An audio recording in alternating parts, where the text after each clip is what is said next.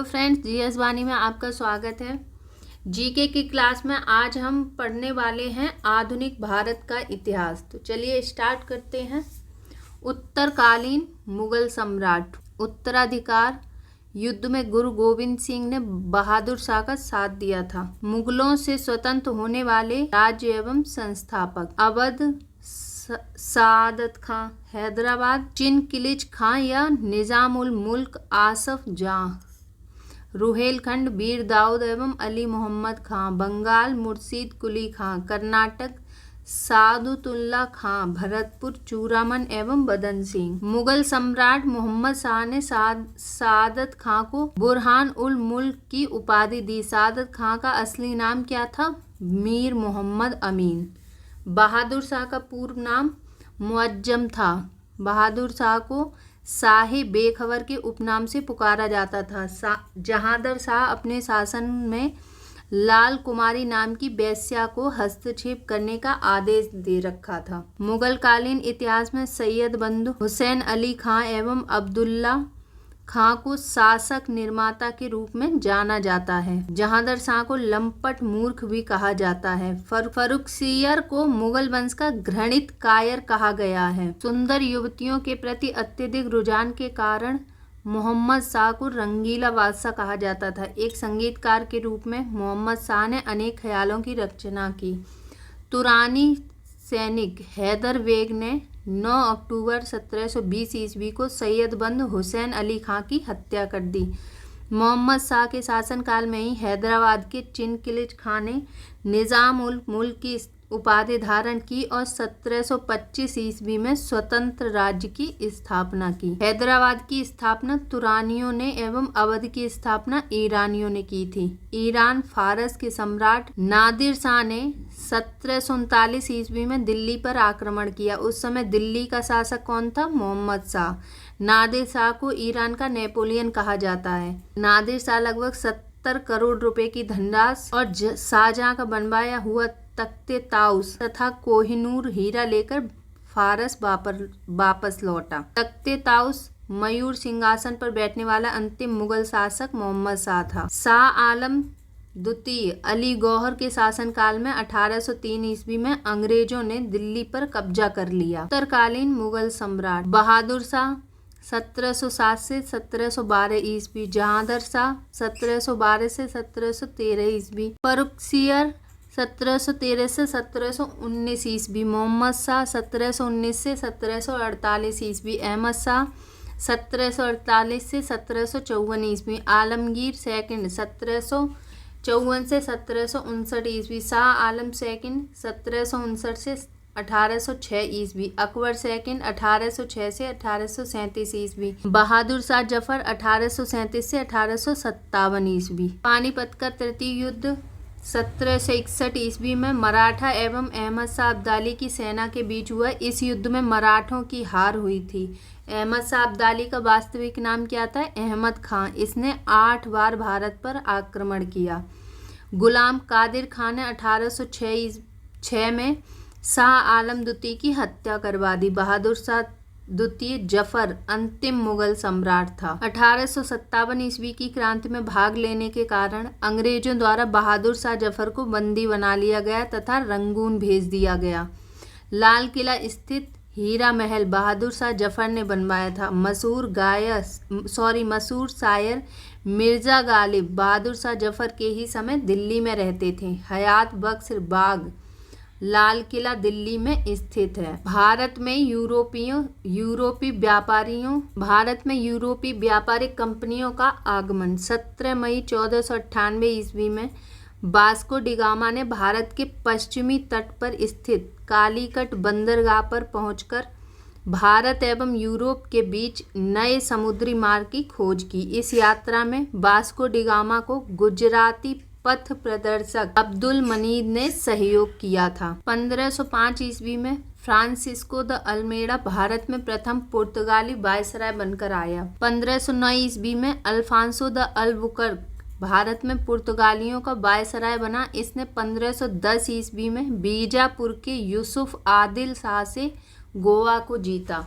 पुर्तगालियों ने अपनी पहली व्यापारिक कोठी कोचीन में खोली। दक्षिण पूर्वी तट पर पुर्तगालियों की एकमात्र बस्ती सन थोमे थी। पुर्तगालियों के बाद भारत में डच लोग आए। पहला डच यात्री कार्नेलियन हाउटमैन 1596 ईस्वी में भारत के पूर्व सुमात्रा पहुंचा। डचों ने भारत में अपनी प्रथम व्यापारिक कोठी 1605 ईस्वी में मसूलीपट्टनम में स्थापित की। डचों की दूसरी व्यापारिक कोठी पुलिकट में स्थापित हुई, जहां उन्होंने अपने स्वर्ण सिक्के पैगोडा को ढाला और पुलिकट को ही समस्त गतिविधियों का केंद्र बनाया। यूरोपीय कंपनी और उनकी स्थापना। पुर्तगाली ईस्ट इंडिया कंपनी 1498 ईस्वी, अंग्रेजी ईस्ट इंडिया कंपनी 1600 ईस्वी, डच ईस्ट इंडिया कंपनी 1602 ईस्वी, डेनिश ईस्ट इंडिया कंपनी 1616 ईस्वी, फ्रांसीसी ईस्ट इंडिया कंपनी 1664 ईस्वी, स्वीडिश ईस्ट इंडिया कंपनी 1731 ईस्वी। यूरोपीय कंपनियों की प्रथम फैक्ट्री पुर्तगाली कोचीन 1503 ईस्वी, डच मुसलीपट्टनम 1605 ईस्वी, अंग्रेज मुसलीपट्टनम 1611 ईस्वी, डेनिश ट्रावणकोर 1620 ईस्वी, फ्रांसीसी सूरत 1668 ईस्वी। डचों का भारत में अंतिम रूप से पतन 1759 ईस्वी को अंग्रेजों एवं डचों के मध्य हुए बेदरा युद्ध से हुआ। 31 दिसंबर 1600 ईस्वी को इंग्लैंड की रानी एलिजाबेथ प्रथम ने ईस्ट इंडिया कंपनी को अधिकार पत्र प्रदान किया। प्रारंभ में ईस्ट इंडिया कंपनी में 217 साझीदार थे और पहला गवर्नर टॉमस स्मिथ था। मुगल दरबार में जाने वाला प्रथम अंग्रेज कैप्टन हॉकिंस था, जो जेम्स प्रथम के राजदूत के रूप में अप्रैल 1609 ईस्वी में जहांगीर के दरबार में आया था। भारत आने वाला पहला अंग्रेजी जहाज रेड ड्रैगन था। 1611 ईस्वी में दक्षिण पूर्व समुद्र तट पर सर्वप्रथम अंग्रेजों ने मसूलीपट्टनम में व्यापारिक कोठी की स्थापना की।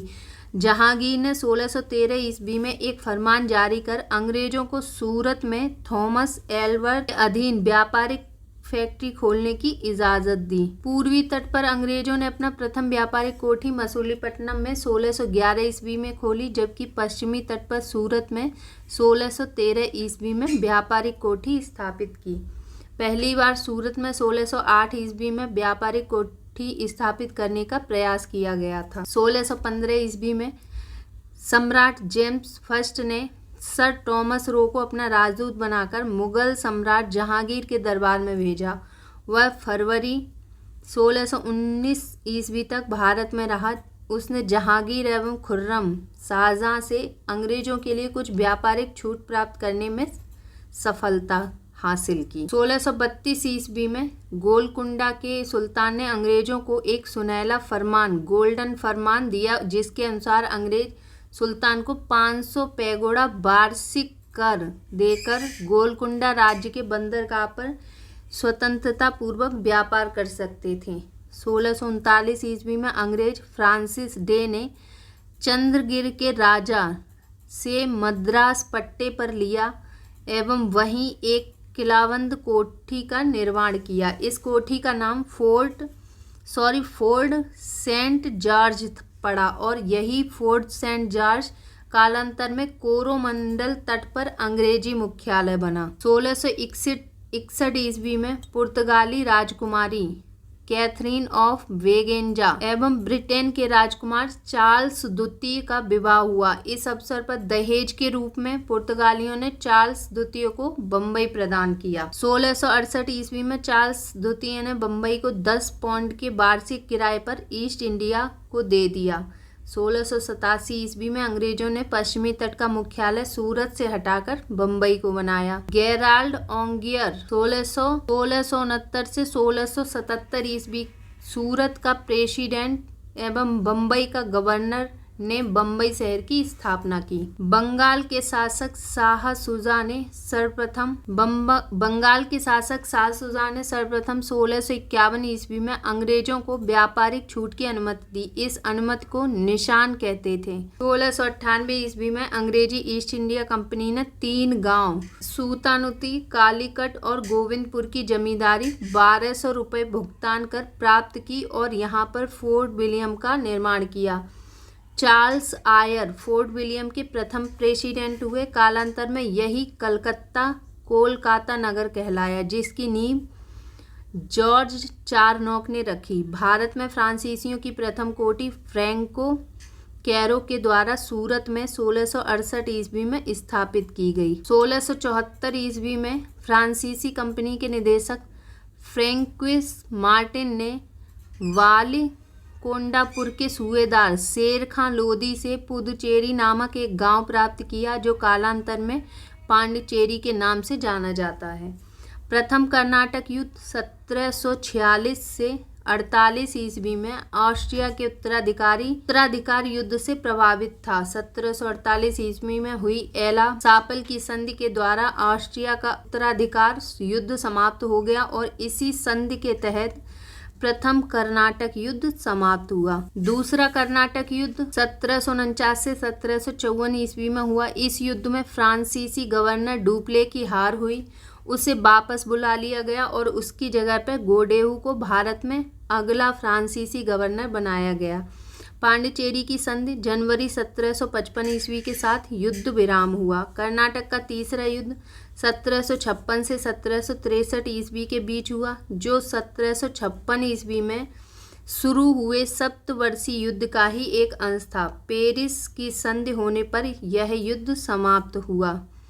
1760 ईस्वी में अंग्रेजी सेना ने सर आयर कूट के नेतृत्व में वांडीवास की लड़ाई में फ्रांसीसियों को बुरी तरह हराया। 1761 ईस्वी में अंग्रेजों ने पांडिचेरी को फ्रांसीसियों से छीन लिया। 1763 ईस्वी में हुई पेरिस संधि के द्वारा अंग्रेजों ने चंद्रनगर को छोड़कर शेष अन्य प्रदेशों को लौटा दिया, जो 1749 ईस्वी तक फ्रांसीसी कब्जे में थे। ये प्रदेश भारत की आज़ादी तक फ्रांसीसियों के कब्जे में रहे। बंगाल पर अंग्रेजों का आधिपत्य। मुगल साम्राज्य के अंतर्गत आने वाले प्रांतों में बंगाल सर्वाधिक संपन्न राज्य था। मुर्शीद कुली खां स्वतंत्र शासक था। वह नियमित रूप से मुगल बादशाह को राजस्व भेजता था। मुर्शीद कुली खां ने अपनी राजधानी ढाका से मुर्शिदाबाद भागीरथी नदी के तट पर स्थानांतरित की। इसने इजारेदारी प्रथा प्रारंभ की, कृषकों को तकाबी ऋण, खेती के लिए अग्रिम कर्ज प्रदान किया। इसका उत्तराधिकारी इसका दामाद शुजाउद्दीन हुआ। 1740 ईस्वी के गिरिया के युद्ध में सरफराज को मारकर बिहार के सर सूबेदार अलीवर्दी खां बंगाल का नवाब बना। इसने अपने शासनकाल में मुगलों को राजस्व देना बंद कर दिया। इसके शासनकाल में बंगाल इतना समृद्धशाली बन गया कि बंगाल को भारत का स्वर्ग कहा जाने लगा। इसका उत्तराधिकारी इसका दामाद सिराजुद्दौला हुआ।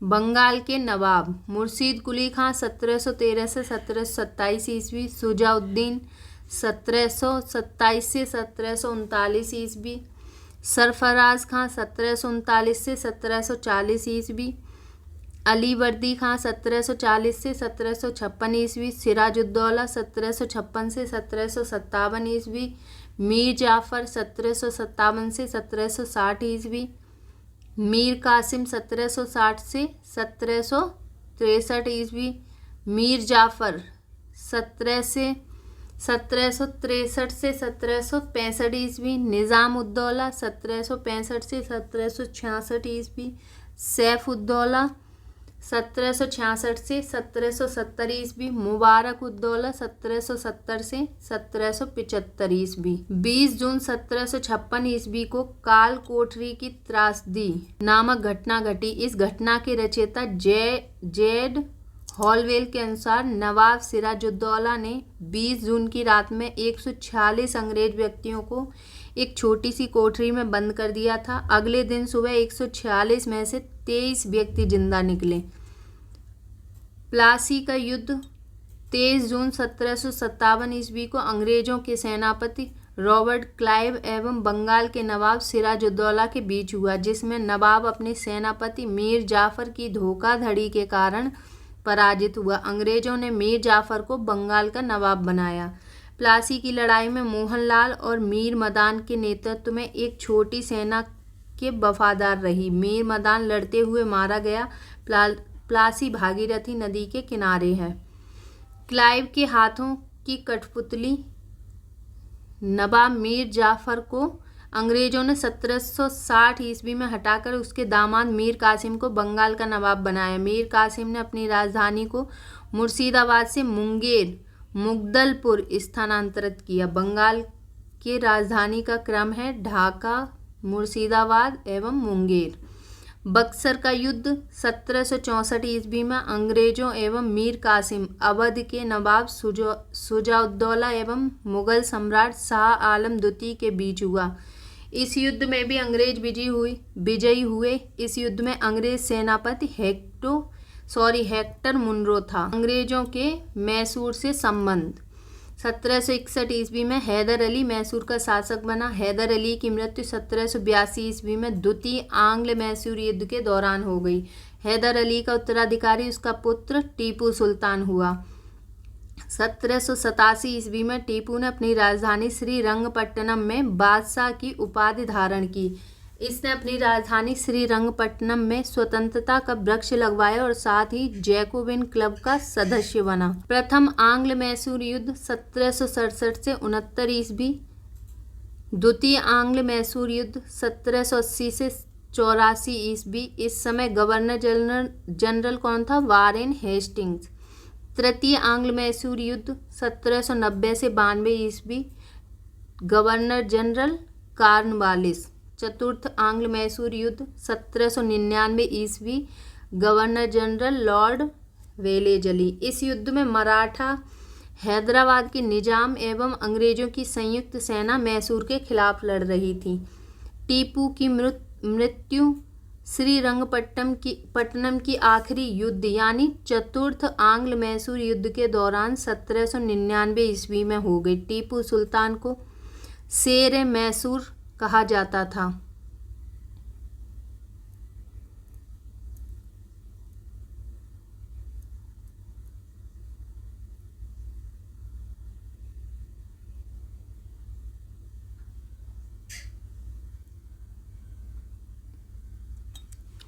टीपू सुल्तान के राष्ट्रीय झंडे पर शेर की तस्वीर होती थी। 1760 ईस्वी में वांडीवास का युद्ध हुआ, जिसमें अंग्रेजों ने सर आयरकूट के नेतृत्व में लाली के नेतृत्व वाली फ्रांसीसी सेना को पराजित किया। महत्वपूर्ण संधियां दी गई हैं, चलिए देखते हैं। प्रथम आंग्ल मैसूर युद्ध मद्रास की संधि 1769 ईस्वी। द्वितीय आंग्ल मैसूर युद्ध मंगलौर की संधि 1784 ईस्वी। तृतीय आंग्ल मैसूर युद्ध श्रीरंगपट्टनम की संधि 1792 ईस्वी। सिख एवं अंग्रेज। सिख संप्रदाय की स्थापना का श्रेय गुरु नानक प्रथम गुरु को है। ये सिखों के प्रथम गुरु थे। गुरु नानक के अनुयायी ही सिख कहलाए। ये बादशाह बाबर एवं हुमायूं के समकालीन थे। 1496 ईस्वी की कार्तिक पूर्णिमा को नानक को आध्यात्मिक पुनर्जीवन का आभास हुआ। गुरु नानक ने गुरु का लंगर नामक निःशुल्क सहभागी भोजनालय स्थापित किया। गुरु नानक ने अनेक स्थानों पर संगत धर्मशाला और पंगत लंगर स्थापित किए।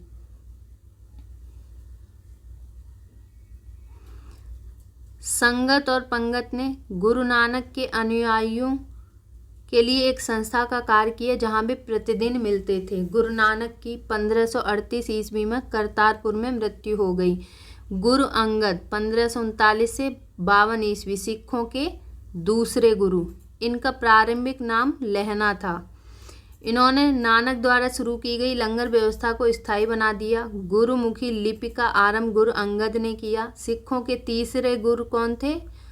अमरदास, 1552 से 1574 ईस्वी। गुरु अमरदास ने हिंदुओं से पृथक होने वाले कई कार्य किए। हिंदुओं से अलग विवाह पद्धति लवन को प्रचलित किया। अकबर ने गुरु रामदास से गोविंदवाल जाकर भेंट की और गुरुपुत्री बीबी भानी को कई गांव दान में दिए। अमरदास ने 22 गद्दियों की स्थापना की और प्रत्येक पर एक महंत की नियुक्ति की। बीबी के पति रामदास 1574 से 1581 ईस्वी सिखों के चौथे गुरु। अकबर ने बीबी भानी को 500 बीघा भूमि दी। गुरु रामदास ने इसी भूमि पर अमृतसर नामक जलाशय खुदवाया और अमृतसर नगर की स्थापना की। गुरु रामदास ने अपने तीसरे पुत्र अर्जुन को गुरु का पद सौंपा। इस प्रकार इन्होंने गुरु पद को पैतृक बनाया। गुरु अर्जुन 1581 से 1606 ईस्वी सिखों के 5वें गुरु हुए। इन्होंने सिखों के धार्मिक ग्रंथ आदि ग्रंथ की रचना की। इसमें गुरु नानक की प्रेरणा पद, प्रार्थनाएं और गीत संकलित हैं। गुरु ग्रंथ साहिब यानी आदि ग्रंथ में सिख गुरुओं के साथ साथ कबीर, नामदेव, रैदास की रचनाओं को भी सम्मिलित किया गया है। गुरु अर्जुन ने अमृतसर जलाशय के मध्य में हरमंदिर साहब का निर्माण कराया। राजकुमार खुसरो की सहायता करने के कारण जहांगीर ने 1606 ईस्वी में गुरु अर्जुन को मरवा दिया। सिखों के छठे गुरु हरगोविंद 1606 ईस्वी से 1645 ईस्वी। इन्होंने सिखों को सैन्य संगठन का रूप दिया तथा अकाल तख्त या ईश्वर के सिंहासन का निर्माण करवाया। ये 2 तलवार बांधकर गद्दी पर बैठते थे एवं दरबार में नगाड़ा बजाने की व्यवस्था की। इन्होंने अमृतसर की किलेबंदी की। सिखों के साथ में गुरु हर राय 1645 से 61 ईस्वी। इन्होंने दारा सिखों को मिलने आने पर आशीर्वाद दिया। सिखों के 8वें गुरु हरकिशन 1661 से 64 ईस्वी। इनकी मृत्यु चेचक से हो गई। इन्हें दिल्ली जाकर गुरुपद के बारे में औरंगजेब को समझाना पड़ा था। सिखों के 9वें गुरु तेग बहादुर 1664 से 75 ईस्वी। इस्लाम स्वीकार नहीं करने के कारण औरंगजेब ने इन्हें वर्तमान शीशगंज में गुरुद्वारा के निकट मरवा दिया। सिखों के 10वें गुरु एवं अंतिम गुरु गुरु गोविंद सिंह 1675 से 1708 ईस्वी। इनका जन्म 1666 ईस्वी में पटना में हुआ था। गुरु गोविंद सिंह अपने को सच्चा पातशाह कहा। इन्होंने सिखों के लिए 5 ककार अनिवार्य किया, अर्थात प्रत्येक सिख को केस, कंगा, कृपाण, कच्छा और कड़ा रखने की अनुमति दी और सभी लोगों को अपने नाम के अंत में सिंह शब्द जोड़ने के लिए कहा। गुरु गोविंद सिंह का निवास स्थान आनंदपुर साहिब था एवं कार्यस्थली पाओता थी। गुरु गोविंद सिंह ने फारसी में जफरनामा लिखे थे। इनके 2 पुत्र थे, फतेह सिंह और जोरावर सिंह। सरिंद के मुगल फौजदार वजीर खान ने इन दोनों को दीवार में चिनवा दिया था। 1699 ईस्वी में बैसाखी के दिन गुरु गोविंद सिंह ने खालसा पंथ की स्थापना की। पाहुल प्रणाली की शुरुआत भी गुरु गोविंद सिंह ने की। गुरु गोविंद सिंह ने सिखों के धार्मिक ग्रंथ आदि ग्रंथ को वर्तमान रूप दिया और कहा कि अब गुरुवाणी सिख संप्रदाय के गुरु का कार्य करेगी। गुरु गोविंद सिंह की हत्या 1708 ईस्वी में नांदेड़ नामक स्थान पर गुलखा नामक पठान ने कर दी। बंदा बहादुर, इसका जन्म 1670 ईस्वी में पुंछ जिले के रजौली गांव में हुआ। बचपन का नाम लक्ष्मण दास था। पिता रामदेव भारद्वाज राजपूत थे। बंदा का उद्देश्य पंजाब में एक सिख राज्य स्थापित करने का था। इसके लिए इन्होंने लोहगढ़ को राजधानी बनाया। गुरु नानक एवं गुरु गोविंद सिंह नाम के सिक्के चलवाए। बंदा ने सरिंद के मुगल फौजदार वजीर खां की हत्या की। मुगल बादशाह फर्रुखसियर के आदेश पर 1716 ईस्वी में बंदा सिंह को गुरदासपुर नागल नामक स्थान पर पकड़कर मौत के घाट उतार दिया गया। शहादरा कत्लगड़ी के नाम से विख्यात है, जहां बंदा ने हजारों मुगल सैनिकों को मौत के घाट उतार दिया था। बंदा की मृत्यु के बाद सिख कई छोटे छोटे टुकड़ों में बट गए थे। 1748 ईस्वी में नवाब कर्पूर सिंह की पहल पर सभी सिख टुकड़ियों का दल खालसा में विलय हुआ। दल खालसा को जस्सा सिंह आहलूवालिया के नेतृत्व में रखा गया, जिसे बाद में 12 दलों में विभाजित किया गया। इसे मिसल कहा गया। मिसल अरबी भाषा का शब्द है, इसका अर्थ है समान। रणजीत सिंह का जन्म गुजरांवाला में 2 नवंबर 1780 ईस्वी को सुकर चकिया मिसल के मुखिया महासिंह के यहाँ हुआ था। इनके दादा चरत सिंह ने 12 मिसलों में सुकर चकिया मिसल को प्रमुख स्थान दिला दिया। 1798 से 99 ईस्वी में रणजीत सिंह लाहौर का शासक बना। 25 अप्रैल 1809 ईस्वी को चार्ल्स मेटकाफ और महाराजा रणजीत सिंह के बीच अमृतसर की संधि हुई। रणजीत सिंह का राज्य 4 सूबों में बटा था: पेशावर, कश्मीर, मुल्तान और लाहौर। रणजीत सिंह का विदेश मंत्री फ़कीर अजीजुद्दीन एवं वित्त मंत्री दीनानाथ था। 7 जून 1839 ईस्वी में रणजीत सिंह की मृत्यु हो गई। प्रथम आंग्ल सिख युद्ध 1845 से 46 ईस्वी में, द्वितीय आंग्ल सिख युद्ध 1849 ईस्वी में हुआ। अंग्रेजों एवं सिखों के मध्य हुई संधि।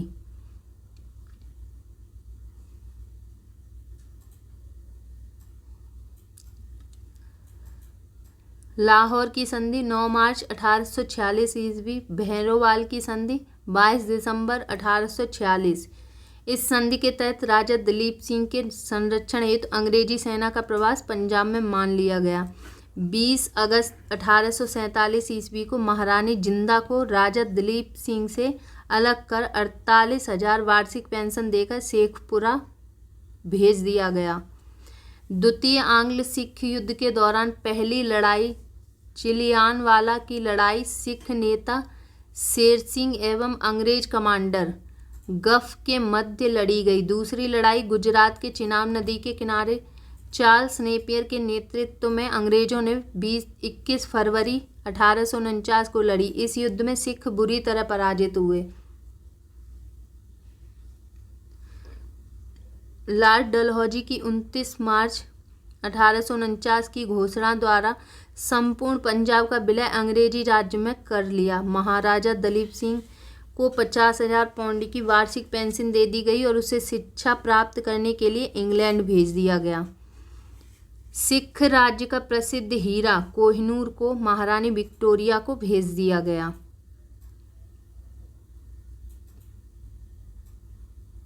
कंपनी के अधीन गवर्नर जनरल।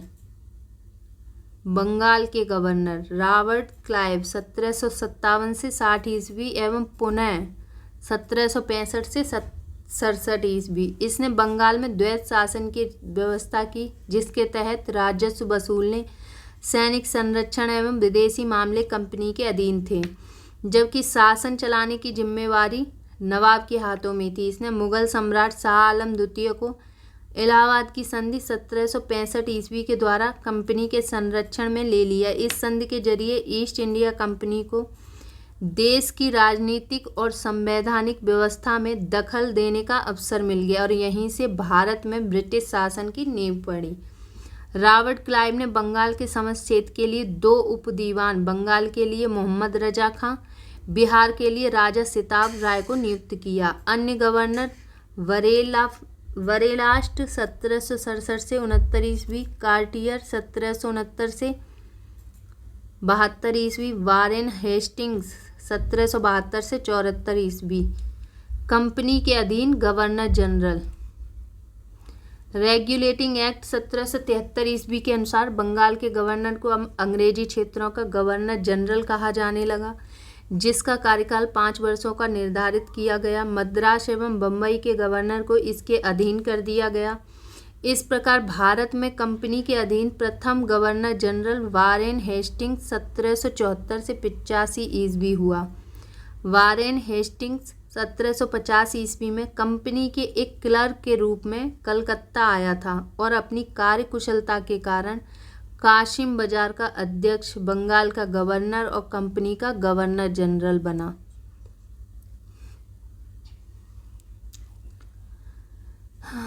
वारेन हेस्टिंग्स 1774 से 85 ईस्वी, इसने राजकीय कोषागार को मुर्शिदाबाद से हटाकर कलकत्ता लाया। 1772 ईस्वी में इसने प्रत्येक जिले में एक फौजदारी दीवानी अदालतों की स्थापना की। फौजदारी अदालतें सदर निजामत अदालत द्वारा निरीक्षित होती थीं। नाजिम द्वारा नियुक्त दरोगा अदालत की अध्यक्षता करता था। दीवानी अदालत में कलेक्टर मुख्य न्यायाधीश होता था। जिला फौजदारी अदालत एक भारतीय अधिकारी के अधीन होती थी, जिसकी सहायता के लिए एक मुफ्ती और एक काजी होता था। कलेक्टर इस न्यायालय के कार्य की देखभाल करता था। कलकत्ता में एक सदर दीवानी अदालत और एक सदर फौजदारी अदालत की स्थापना की गई। सदर दीवानी अदालत में कलकत्ता काउंसिल का सभापति और उसी काउंसिल का 2 सदस्य रायन और मुख्य कानूनगो की सलाह से न्याय करते थे। सदर फौजदारी अदालत में नायब निजाम, मुख्य काजी, मुफ्ती और 3 मौलवियों की सलाह से न्याय करते थे। जिले की दीवानी और फौजदारी अदालतों के मुकदमे अंतिम निर्णय के लिए सदर अदालतों में भेजे जाते थे। दीवानी मुकदमों में जाति कानून, हिंदुओं के संबंध में हिंदू कानून और मुसलमान के लिए मुस्लिम कानून लागू किया जाता था, जबकि फौजदारी मुकदमों में मुस्लिम कानून लागू किया जाता था। 1772 में कोर्ट ऑफ डायरेक्टर्स ने द्वैत प्रणाली को समाप्त करने तथा कंपनी को बंगाल, बिहार, उड़ीसा प्रांत की शासन व्यवस्था का उत्तरदायित्व संभालने का आदेश दिया। वारेन हेस्टिंग्स ने दोनों उप दीवानों मोहम्मद रजा खां, राजा सिताब राय को पद से हटा दिया। हेस्टिंग्स ने नवाब की देखभाल के लिए मीर जाफर की विधवा मुन्नी बेगम को उसका संरक्षक नियुक्त किया। 1775 में मुन्नी बेगम को हटाकर मोहम्मद रजा खां को नवाब का संरक्षक नियुक्त किया गया। 1776 में मनुस्मृति का अंग्रेजी अनुवाद एक कोड ऑफ जेंटू लॉज के नाम से हुआ।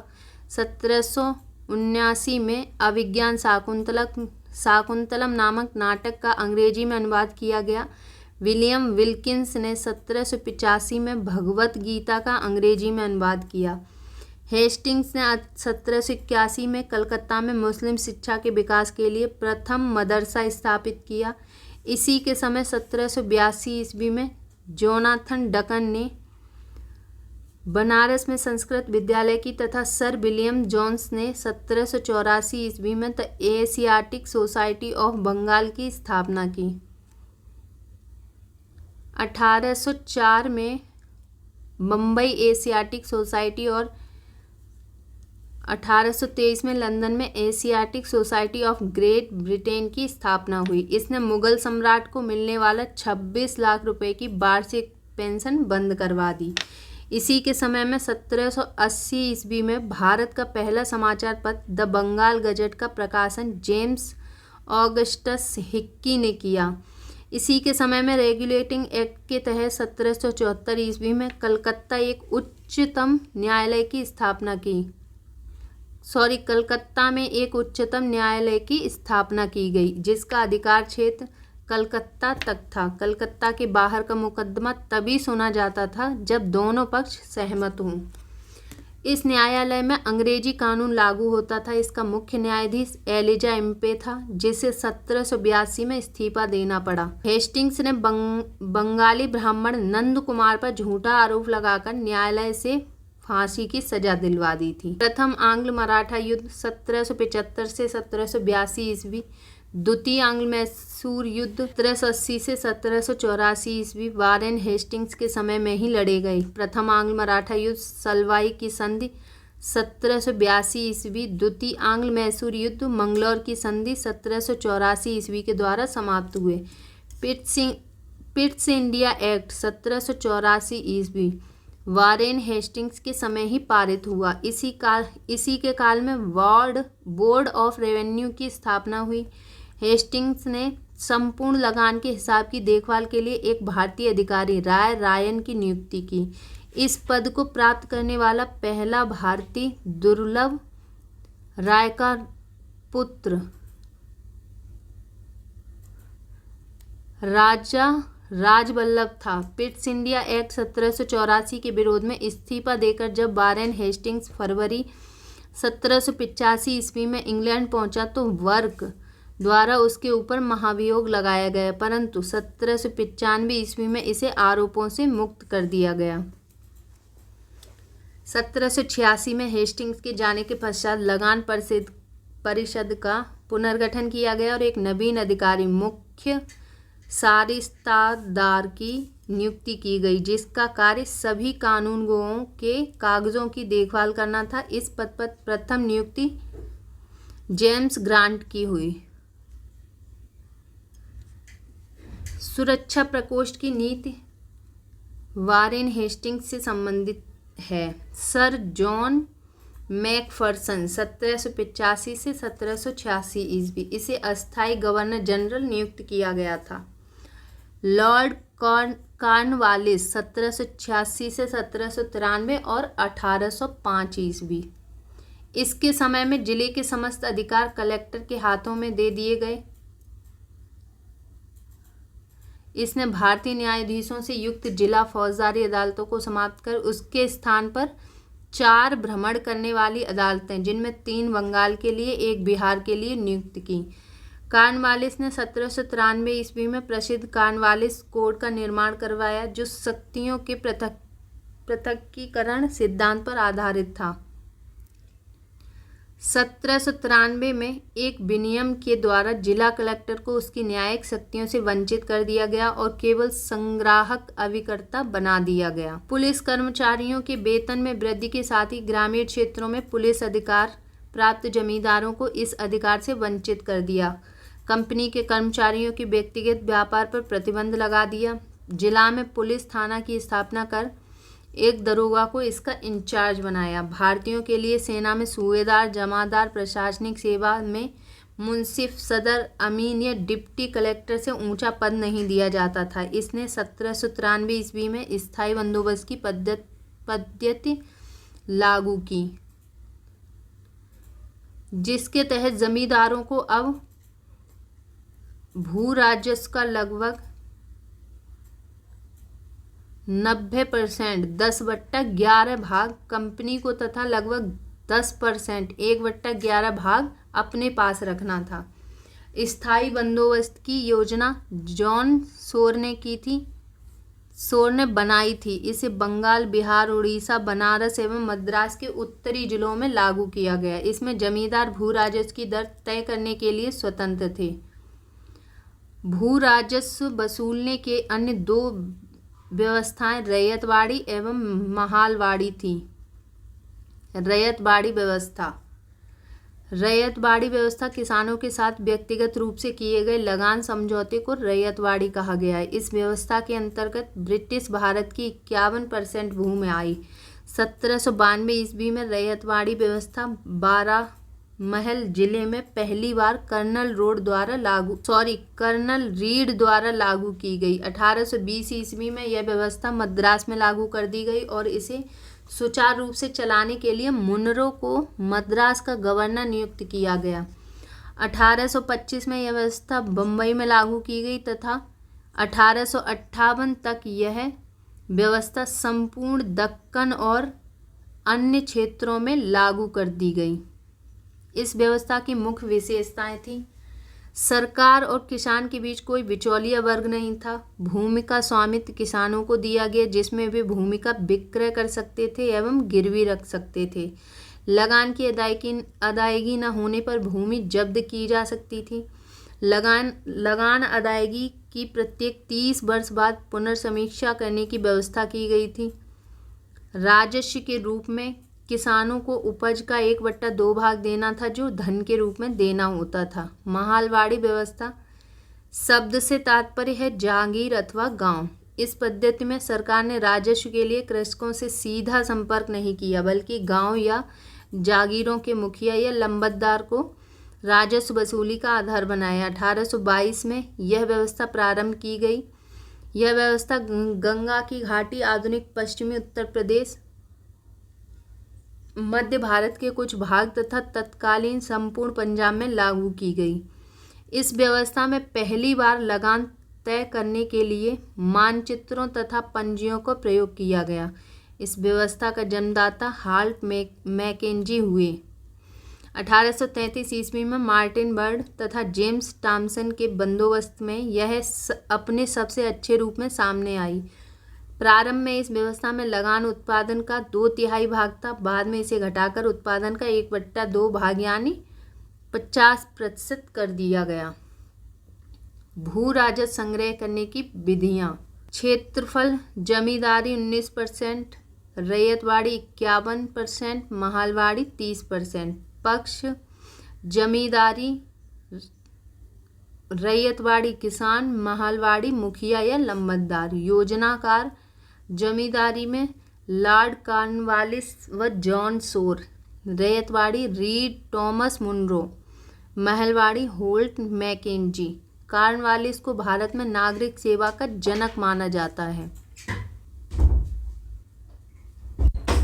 सर जॉन शोर 1793 से 98 ईस्वी, इसने हस्तक्षेप नीति अपनाई। इसी के कार्यकाल के दौरान 1795 ईस्वी में बंगाल नियम 21 के तहत नवजात कन्याओं की हत्या किए जाने को बाकी हत्याओं के समान ही अपराध घोषित कर दिया गया।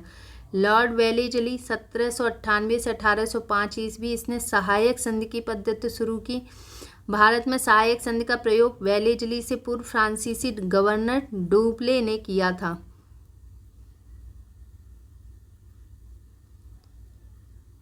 सहायक संधि करने वाले राज्य थे हैदराबाद 1798 ईस्वी, मैसूर 1799 ईस्वी, तंजौर अक्टूबर 1799 ईस्वी, अवध 1801 ईस्वी, पेशवा दिसंबर 1802 ईस्वी, बरार एवं भोसले दिसंबर 1803 ईस्वी, सिंधिया 1804 ईस्वी एवं अन्य सहायक संधि करने वाले राज्य जोधपुर, जयपुर, मच्छेड़ी, बूंदी तथा भरतपुर। इंदौर के होलकरों ने सहायक संधि स्वीकार नहीं की थी। टीपू सुल्तान चौथे आंग्ल मैसूर युद्ध 1799 ईस्वी में मारे गए। इसके शासनकाल के दौरान 1804 ईस्वी में नियम 3 के अंतर्गत शिशुवध को बाकी हत्या की तरह ही मानते हुए दंड का प्रावधान कर दिया गया। इसी ने 1800 ईस्वी कलकत्ता में नागरिक सेवा में भर्ती किए गए युवकों को प्रशिक्षित करने के लिए फोर्ट विलियम कॉलेज की स्थापना की, जो 1854 तक अंग्रेजों को भारतीय भाषाओं की शिक्षा देने के लिए चलता रहा। 1806 में भारत भेजे जाने वाले प्रशासकीय अधिकारियों की शिक्षा और प्रशिक्षण के लिए इंग्लैंड में हेलेवरी में एक ईस्ट इंडिया कॉलेज खोला गया, जहां नवयुवक प्रशासकीय अधिकारियों को 2 वर्ष का प्रशिक्षण देने की व्यवस्था की गई। यह स्वयं को बंगाल का शेर कहा करता था। लॉर्ड कॉर्नवालिस का 1805 ईस्वी दूसरा कार्यकाल शुरू हुआ, परंतु शीघ्र ही इसकी मृत्यु हो गई। सर जॉर्ज बार्लो 1805 से 1807 ईस्वी, 1806 ईस्वी में वेल्लोर में हुई सिपाही विद्रोह इसके काल की महत्वपूर्ण घटना है। लॉर्ड मिंटो प्रथम 1807 से 1813 ईस्वी, इसके काल में रणजीत सिंह एवं अंग्रेजों के बीच 25 अप्रैल 1809 को अमृतसर की संधि मध्यस्थता चार्ल्स मेटकॉफ हुई। इसी के समय चार्टर एक्ट 1813 ईस्वी पास हुआ। लॉर्ड हेस्टिंग्स 1813 से 1823 ईस्वी, इसी के समय आंग्ल नेपाल युद्ध 1814 से 16 ईस्वी में हुआ। इसमें नेपाल के अमर सिंह थापा को आत्मसमर्पण करना पड़ा। मार्च 1816 ईस्वी में अंग्रेजों एवं गोरखों के बीच संगोली की संधि के द्वारा आंग्ल नेपाल युद्ध का अंत हुआ। इसके समय में पिंडारियों का दमन कर दिया गया। पिंडारियों के प्रमुख नेताओं में वासिद मोहम्मद, चीतू एवं करीम खां थे। इसने मराठों की शक्ति को अंतिम रूप से नष्ट कर दिया। इसने प्रेस पर लगे प्रतिबंध को समाप्त कर प्रेस के मार्गदर्शन के लिए नियम बनाए। इसी के समय 1822 ईस्वी का टेनेंसी एक्ट था, काश्तकारी अधिनियम लागू किया गया, टेनेंसी एक्ट या काश्तकारी अधिनियम। लॉर्ड एम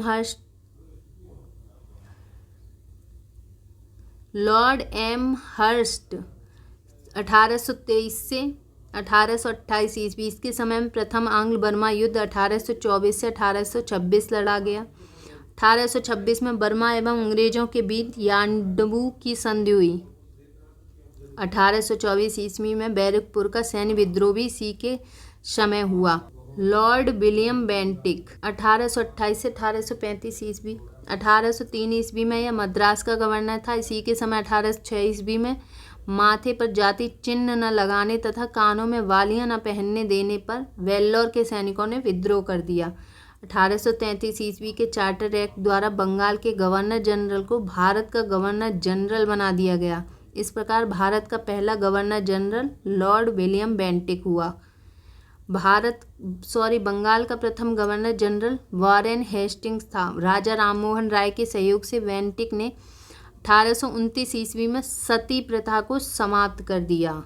बेंटिक ने इस प्रथा के खिलाफ कानून बनाकर 1829 ईस्वी में धारा 17 के द्वारा विधवाओं के सती होने को अवैध घोषित कर दिया। अकबर और मराठा पेशवारों ने भी सती प्रथा पर रोक लगाने का प्रयास किया था। बेंटिक ने कर्नल स्लीमैन की सहायता से 1830 ईस्वी ठगी प्रथा को समाप्त कर दिया। ठग देवी काली की पूजा करते थे। सन 1835 ईस्वी में बेंटिक ने कलकत्ता में कलकत्ता मेडिकल कॉलेज की स्थापना की। इसी के समय मैकाले की अनुशंसा पर अंग्रेजी को शिक्षा का माध्यम बनाया गया। मैकाले द्वारा कानून का वर्गीकरण भी किया गया। बेंटिक ने 1831 ईस्वी में मैसूर तथा 1834 ईस्वी में कुर्ग एवं मध्य कचेर को हड़प लिया।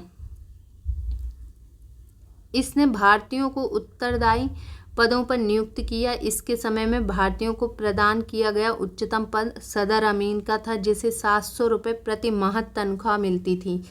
इसके समय कंपनी के 1833 के चार्टर एक्ट द्वारा यह निश्चित किया गया कि धर्म, जाति, रंग अथवा जन्म के आधार पर किसी व्यक्ति को कंपनी की सेवा में प्रवेश करने से नहीं रोका जाएगा।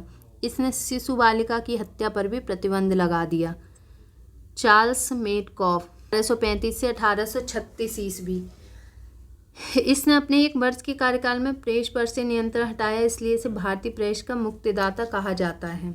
लॉर्ड ऑकलैंड 1836 से 1842 ईस्वी, इसके समय की महत्वपूर्ण घटना है प्रथम आंग्ल अफगान युद्ध 1839 से 42 ईस्वी। 1839 ईस्वी में इसने कलकत्ता से दिल्ली तक ग्रैंड ट्रंक रोड का मरम्मत करवाया। इसी के समय में भारतीय विद्यार्थियों को डॉक्टरी की शिक्षा हेतु विदेश जाने की अनुमति ब्रिटिश संसद ने प्रदान की। लॉर्ड एलिनबरो 1842 से 1844 ईस्वी, प्रथम आंग्ल अफगान युद्ध समाप्त हुआ। सिंधु को अगस्त 1843 ईस्वी में पूर्ण रूप से ब्रिटिश साम्राज्य में मिला लिया गया। सिंध विजय के विषय में नेपियर का कथन है कि वह अफगानी तूफान की पूंछ थी। दास प्रथा का उन्मूलन इसी के समय में हुआ। 1843 के एक्ट वी के द्वारा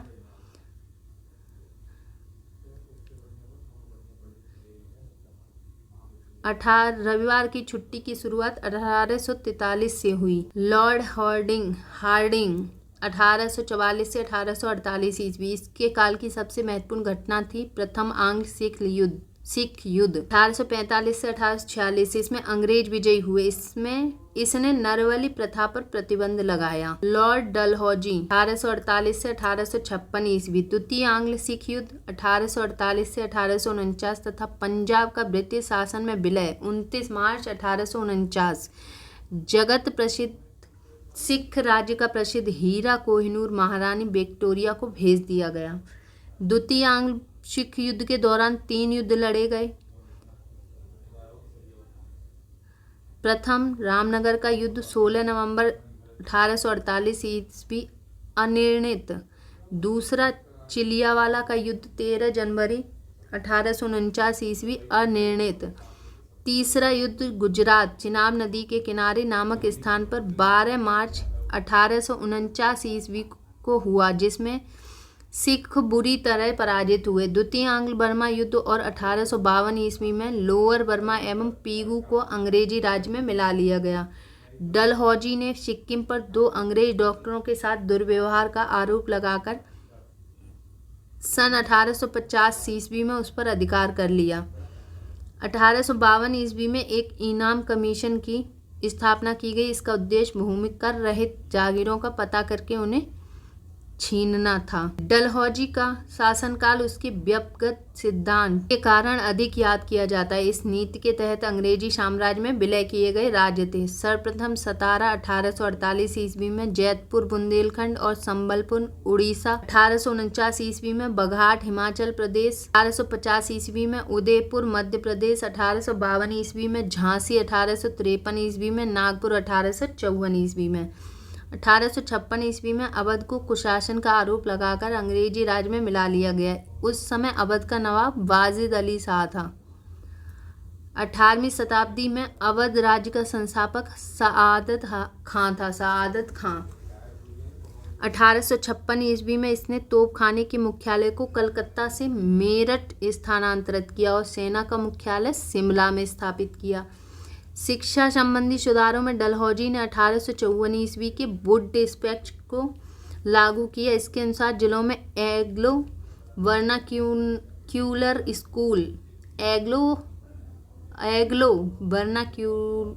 स्कूल, प्रमुख नगरों में सरकारी कॉलेजों तथा लॉर्ड कैनिंग के समय में 1857 ईस्वी में तीनों प्रेसिडेंटियों कलकत्ता, मद्रास और बम्बई में एक एक विश्वविद्यालय स्थापित किए गए एवं साथ ही प्रत्येक प्रदेश में एक शिक्षा निदेशक नियुक्त किया गया। डलहौजी को भारत में रेलवे का जनक माना जाता है। इसी के समय भारत में पहली बार 16 अप्रैल 1853 ईस्वी में बम्बई से ठाणे के बीच 34 किलोमीटर प्रथम रेल चलाई गई। सन 1854 ईस्वी में नया पोस्ट ऑफिस एक्ट पारित हुआ और भारत में पहली बार डाक टिकट का प्रचलन प्रारंभ हुआ। इसने पृथक रूप से भारत में पहली बार सार्वजनिक निर्माण विभाग की स्थापना की। इसने सन 1854 ईस्वी में एक स्वतंत्र विभाग के रूप में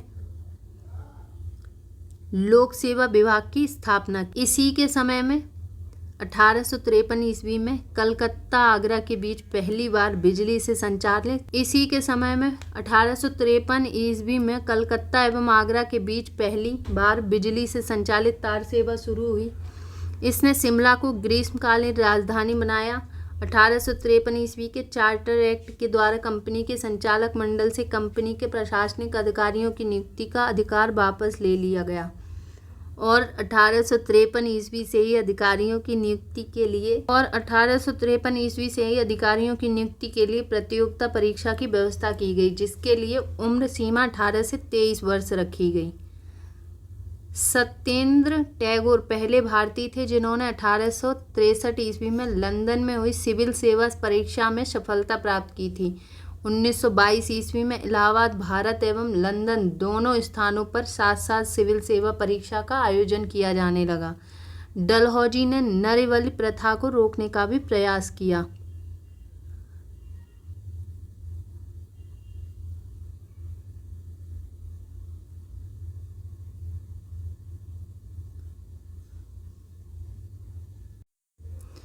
लॉर्ड कैनिंग 1856 से 1862 ईस्वी यह भारत में कंपनी द्वारा नियुक्त अंतिम गवर्नर जनरल तथा ब्रिटिश सम्राट के अधीन नियुक्त भारत का प्रथम वायसराय था। इसके समय की सबसे महत्वपूर्ण घटना थी सन 1857 ईस्वी का ऐतिहासिक विद्रोह। इसी विद्रोह के बाद प्रशासनिक सुधार के अंतर्गत भारत का शासन कंपनी के हाथों से सीधे ब्रिटिश सरकार के नियंत्रण में ले लिया गया। कैनिंग के समय 1861 में उच्च न्यायालय अधिनियम बनाया गया, जिसके अनुसार पुरानी सुप्रीम कोर्ट और सदर अदालतों को समाप्त कर दिया गया। कलकत्ता, मद्रास तथा मुंबई में एक एक उच्च न्यायालय की स्थापना की गई। 1866 में आगरा में एक उच्च न्यायालय की स्थापना की गई, जिसे 1875 में इलाहाबाद स्थानांतरित कर दिया गया। कैनिंग के समय में ही 1856 ईस्वी में विधवा पुनर्विवाह अधिनियम स्वतंत्र रूप से लागू किया गया। विधवा पुनर्विवाह अधिनियम के नियम 15 द्वारा विधवा विवाह को वैध करार देते हुए पैदा होने वाले बच्चों को वैध माना गया। भारत में पहला कानूनी विधवा विवाह कलकत्ता में 7 दिसंबर 1856 ईस्वी को ईश्वर चंद्र विद्यासागर की प्रेरणा और देखरेख में संपन्न हुआ। 1856 में पैतृक संपत्ति से संबंधित जो कानून बनाया गया उसके अनुसार यह निश्चित किया गया कि धर्म परिवर्तन करने पर किसी व्यक्ति को उसकी पैतृक संपत्ति से वंचित नहीं किया जाएगा। 1857 ईस्वी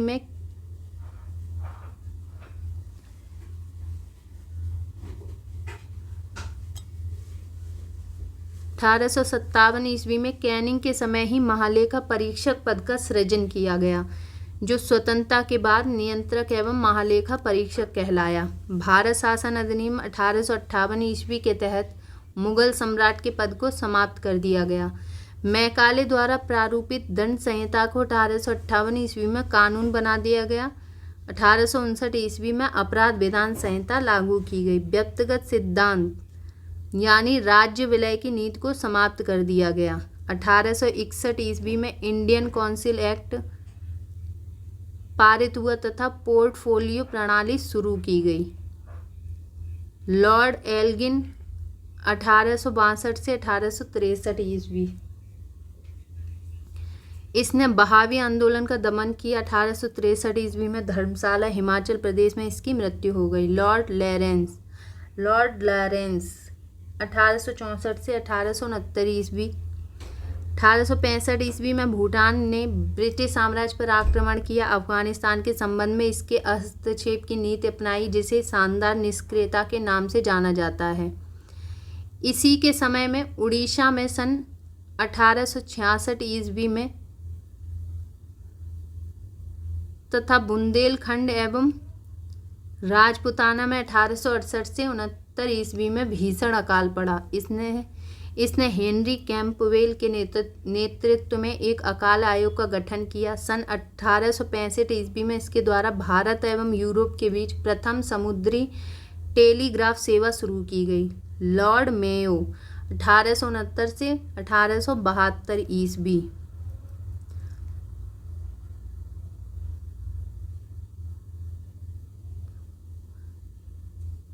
लॉर्ड मेयो ने अजमेर में 1872 ईस्वी में मेयो कॉलेज की स्थापना की। इसने सन 1872 में एक कृषि विभाग की स्थापना की। इसके समय भारत में अंग्रेजों के समय में प्रथम जनगणना 1872 ईस्वी में लॉर्ड मेयो के कार्यकाल में ही हुई। एक अफगान शेर अली अफरीदी ने 8 फरवरी 1872 ईस्वी में पोर्ट ब्लेयर में चाकू मारकर इसकी हत्या कर दी। लॉर्ड नॉर्थब्रुक 1872 से 1876 ईस्वी। इसके समय में बंगाल में भयानक अकाल पड़ा। इसने बड़ौदा के मल्हार राव गायकवाड़ को भ्रष्टाचार के आरोप में पदच्युत कर मद्रास भेज दिया। लॉर्ड नॉर्थब्रुक ने यह घोषणा की, मेरा उद्देश्य करों को हटाना था तथा अनावश्यक वैधानिक कार्रवाइयों को बंद करना है। पंजाब का प्रसिद्ध कूका आंदोलन इसी के समय हुआ। इसी के समय में सुएज नहर खुल जाने से भारत एवं ब्रिटेन के बीच में व्यापार में वृद्धि हुई। लॉर्ड लिटन 1876 से 1880 ईस्वी। यह एक प्रसिद्ध उपन्यासकार, निबंध लेखक, साहित्यकार था। साहित्याकाश में इसे ओवन मेरिडिथ के नाम से जाना जाता था। इसके समय में बम्बई, मद्रास, हैदराबाद, पंजाब, मध्य भारत आदि में भयानक अकाल पड़ा। लिटन ने रिचर्ड स्ट्रेची की अध्यक्षता में 1878 में एक अकाल आयोग की नियुक्ति की। 1 जनवरी 1877 ईस्वी को ब्रिटेन की महारानी विक्टोरिया को केसर ए हिंद की उपाधि से सम्मानित करने के लिए दिल्ली दरबार का आयोजन किया गया।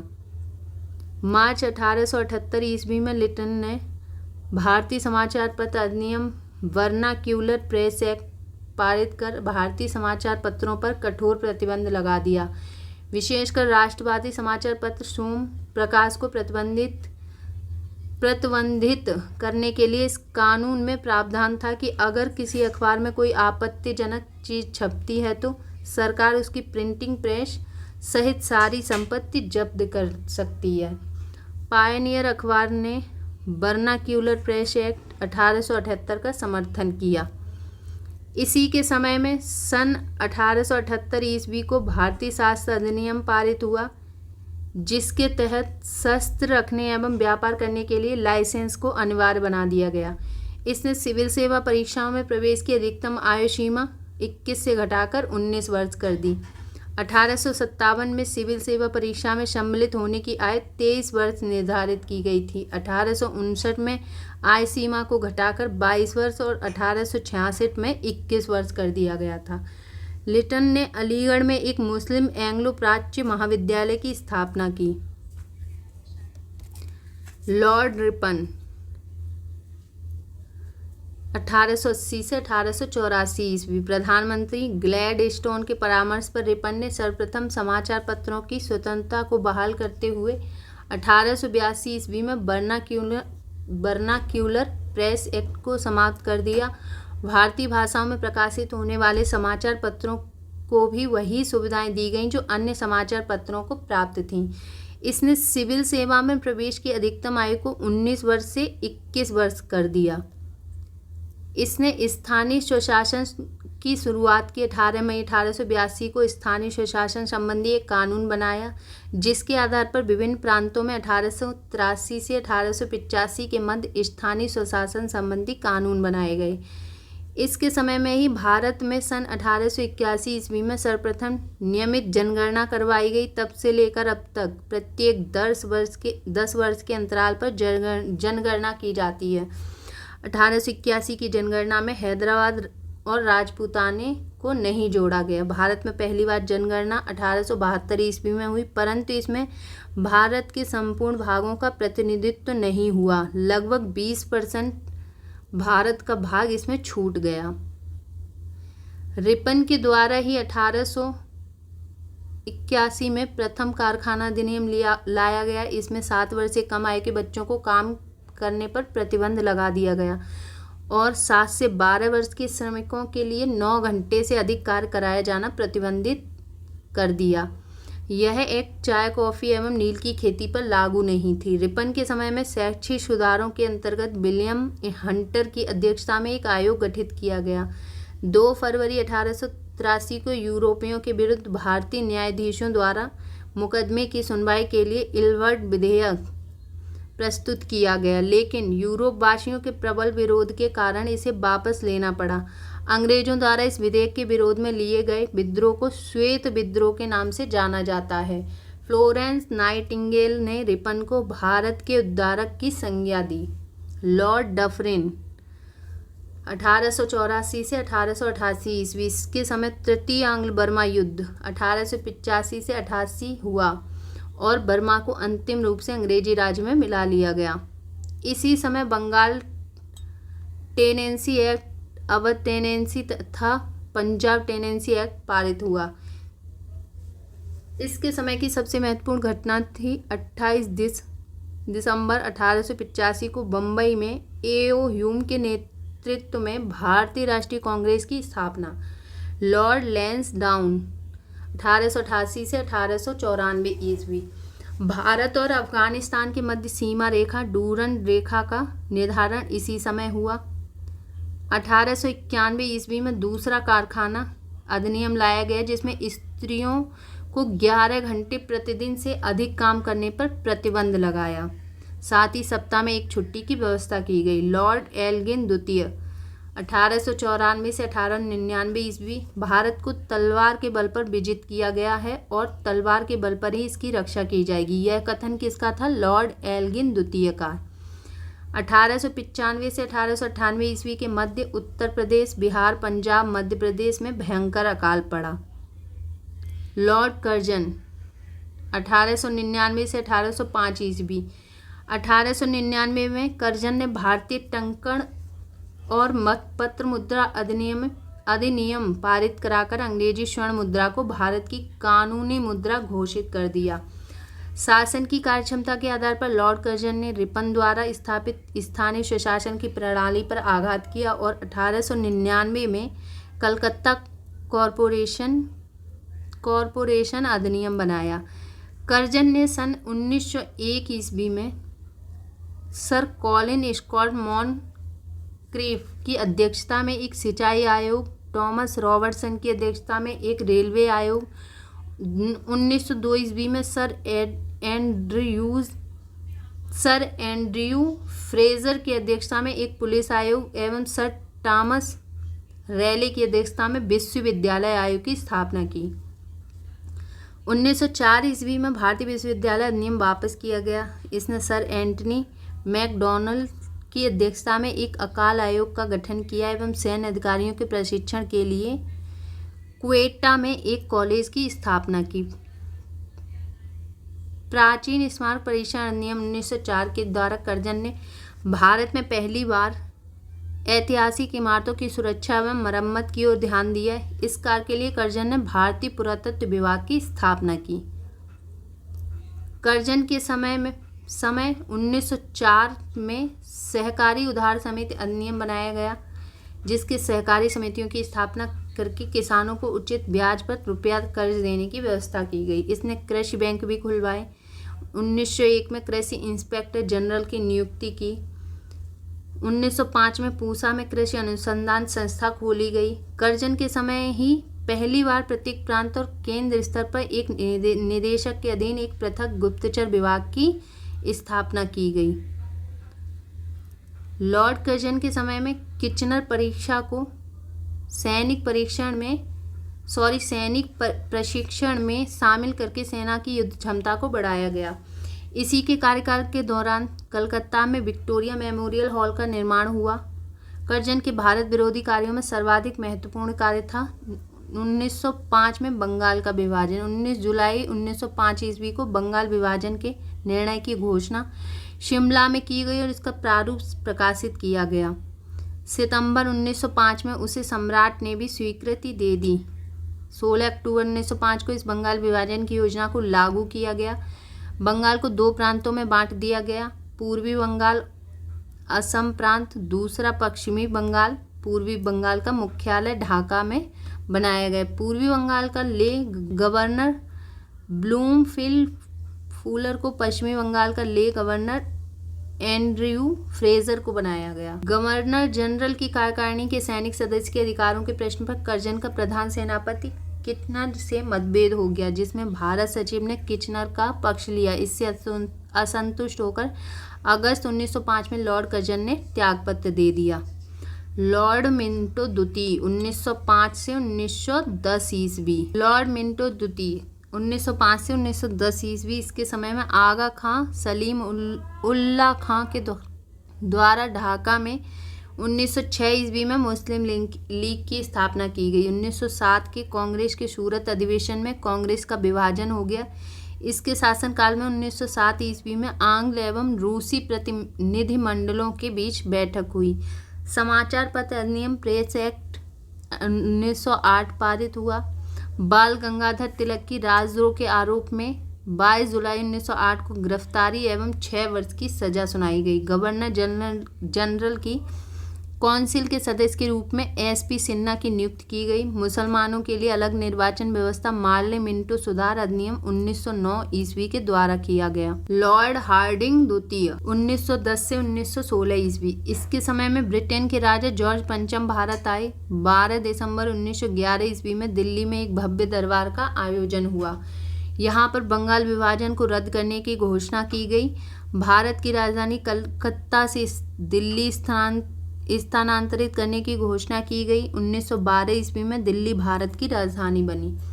23 दिसंबर 1912 ईस्वी को लॉर्ड हार्डिंग पर दिल्ली में बम फेंका गया। इस कांड में भाई बाल मुकुंद को फांसी की सजा दी गई। इसी के समय 28 जुलाई 1914 को प्रथम विश्व युद्ध प्रारंभ हुआ।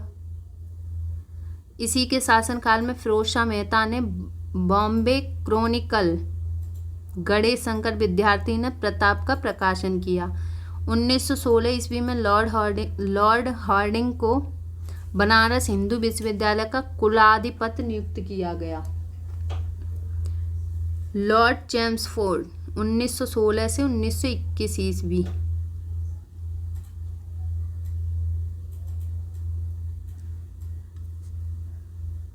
कांग्रेस के लखनऊ अधिवेशन 1916 ईस्वी में कांग्रेस का एकीकरण हुआ एवं मुस्लिम लीग के साथ समझौता हुआ। 1916 ईस्वी में पूना में महिला विश्वविद्यालय की स्थापना हुई। इसके काल में 1917 ईस्वी में शिक्षा पर सैडलर आयोग का गठन हुआ। 20 अगस्त 1917 के सुधारों की घोषणा को मॉन्टेग्यू घोषणा के नाम से जाना जाता है। लोक सेवाओं की परीक्षा इंग्लैंड भारत में एक साथ कराने की संतुष्ट मॉन्टेग्यू चेम्सफोर्ड रिपोर्ट के द्वारा की गई। इसी के काल में 1919 ईस्वी में रोलेट एक्ट पारित किया। इसी के काल में 13 अप्रैल 1919 ईस्वी को जलियांवाला बाग अमृतसर हत्याकांड हुआ। खिलाफत आंदोलन एवं गांधी जी का असहयोग आंदोलन इसी के समय प्रारंभ हुआ। तृतीय अफगान युद्ध इसी के समय हुआ।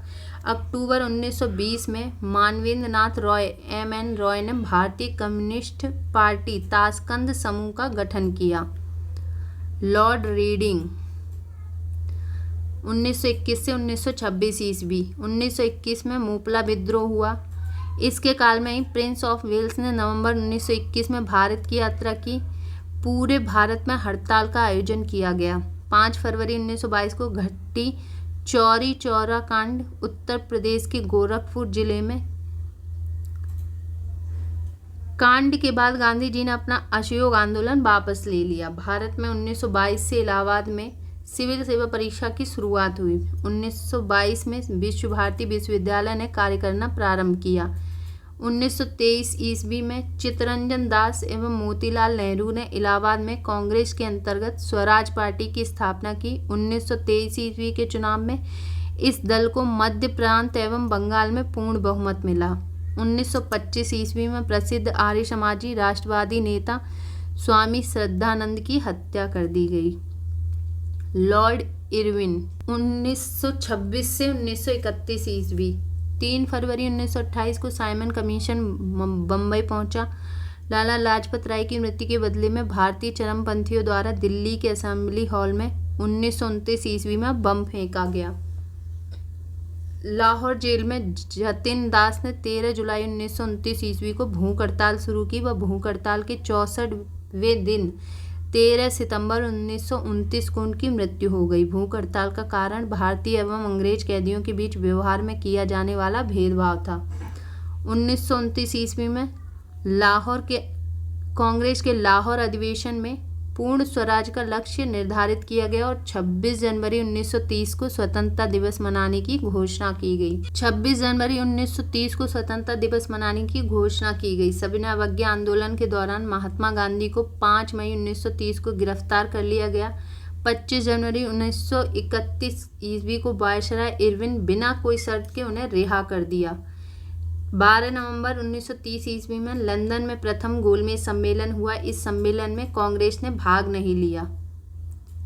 4 मार्च 1931 ईस्वी को गांधी इरविन समझौते पर हस्ताक्षर किया गया और साथ ही सविनय अवज्ञा आंदोलन को स्थगित किया गया। वायसराय भवन वर्तमान में राष्ट्रपति भवन में रहने वाले पहले व्यक्ति लॉर्ड इरविन थे। इस भवन के निर्माण में 17 वर्ष लगे थे और 1931 में इसका उद्घाटन हुआ। इस भवन का वास्तुकार सर एडविन लुटियंस और हवर्ट बेकर। लॉर्ड वेलिंगटन, 1931 से 1936 ईस्वी। इसके समय में लंदन में 7 सितंबर से 1 दिसंबर 1931 तक द्वितीय गोलमेज सम्मेलन का आयोजन हुआ। इस सम्मेलन में कांग्रेस ने भी भाग लिया।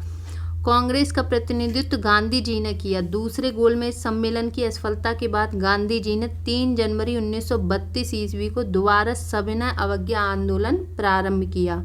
16 अगस्त 1932 में रैमजे मैकडोनाल्ड ने विवादास्पद सांप्रदायिक पंचायत की घोषणा की। इसके अनुसार दलितों को हिंदुओं से अलग मानकर उन्हें अलग प्रतिनिधित्व देने को कहा गया और दलित वर्गों के लिए अलग निर्वाचन मंडल का प्रावधान किया गया। इससे गांधी जी बहुत दुखी हुए और उन्होंने इसे हटाने के लिए आमरण उपवास आरंभ कर दिया। अंत में एक समझौता हुआ जिसे प्राय पूना समझौता कहते हैं, जिसमें दलित वर्गों के लिए साधारण वर्गों में ही सीटों का आरक्षण किया गया। पूना समझौता 24 सितंबर 1932 को हुआ। और ये किसके बीच हुआ था, आप लोग कमेंट करके बताइए। 17 नवंबर से 24 दिसंबर 17 नवंबर से 24 दिसंबर 1932 ईस्वी तक लंदन में तृतीय गोलमेज सम्मेलन का आयोजन हुआ। कांग्रेस ने इसमें भाग नहीं लिया। बिहार में 1934 ईस्वी में भयंकर भूकंप आया। भारत सरकार अधिनियम 1935 पास किया गया। लॉर्ड वेलिंगटन ने कांग्रेस के बम्बई अधिवेशन 1915 ईस्वी में हिस्सा लिया था। इस अधिवेशन की अध्यक्षता सर सत्येंद्र प्रसन्न सिन्हा ने की थी। लॉर्ड लिनलिथगो 1936 से 43 ईस्वी, इसके समय में पहली बार चुनाव कराए गए। कांग्रेस ने 11 में से 8 प्रांतों बॉम्बे, मद्रास, बिहार, संयुक्त प्रांत, मध्य प्रांत, उड़ीसा, उत्तर पश्चिम सीमांत प्रांत, असम में अपनी सरकारें बनाई। प्रथम 6 प्रांतों में कांग्रेस को स्पष्ट बहुमत मिली थी। बंगाल, असम, उत्तर पश्चिम सीमा प्रांत, पंजाब और सिंध में कांग्रेस को पूर्ण बहुमत नहीं मिली थी। 1 सितंबर 1939 ईस्वी को द्वितीय विश्व युद्ध प्रारंभ हुआ। ब्रिटिश सरकार ने बिना भारतीयों से पूछे भारत को भी युद्ध में झोंक दिया। कांग्रेस ने इसका विरोध करते हुए नारा दिया, न कोई भाई न कोई पाई, और इसने अपने द्वारा शासित प्रांतों के सभी मंत्रिमंडलों से त्यागपत्र दे दिया। 1 मई 1939 ईस्वी में सुभाष चंद्र बोस ने फॉरवर्ड ब्लॉक नाम की एक नई पार्टी बनाई। मार्च 1940 ईस्वी में लीग के लाहौर अधिवेशन में पहली बार पाकिस्तान की मांग की गई। इस प्रस्ताव का प्रारूप सिकंदर हयात खान ने बनाया था और फजलुल हक ने प्रस्तुत किया था। खलीकुज्जमा ने उसका समर्थन किया था। 8 अगस्त 1940 ईस्वी को अगस्त प्रस्ताव अंग्रेजों के द्वारा लाया गया। मार्च 1942 ईस्वी में क्रिप्स मिशन भारत आया। कांग्रेस और मुस्लिम लीग दोनों ने क्रिप्स प्रस्तावों को स्वीकार कर दिया। पंडित जवाहरलाल नेहरू एवं मौलाना आज़ाद क्रिप्स मिशन के साथ कांग्रेस के आधिकारिक वार्ताकार थे। 9 अगस्त 1942 को कांग्रेस ने भारत छोड़ो आंदोलन प्रारंभ किया। भारत छोड़ो आंदोलन को अगस्त क्रांति के नाम से भी जानते हैं। 1943 ईस्वी में बंगाल में भयानक अकाल पड़ा। लॉर्ड वेवेल 1944 से 1947 ईस्वी। वायसराय वेवेल ने 25 जून 1945 ईस्वी को शिमला में एक सम्मेलन बुलाया। इस सम्मेलन में कांग्रेस प्रतिनिधिमंडल का नेतृत्व अबुल कलाम आज़ाद ने किया था। गांधी जी ने सम्मेलन में भाग नहीं लिया, यद्यपि वे शिमला में उपस्थित रहे। सम्मेलन के दौरान मुस्लिम लीग द्वारा यह शर्त रखी गई कि वायसराय की कार्यकारिणी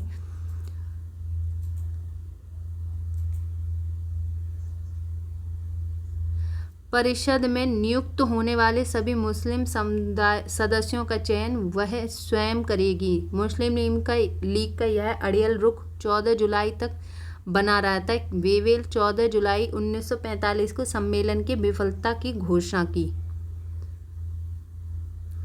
1945 में बनी क्लीमेंट एटली की अध्यक्षता वाली लेबर पार्टी की सरकार द्वारा की गई प्रथम कार्रवाई के अंतर्गत भारत में आम चुनाव करवाना था।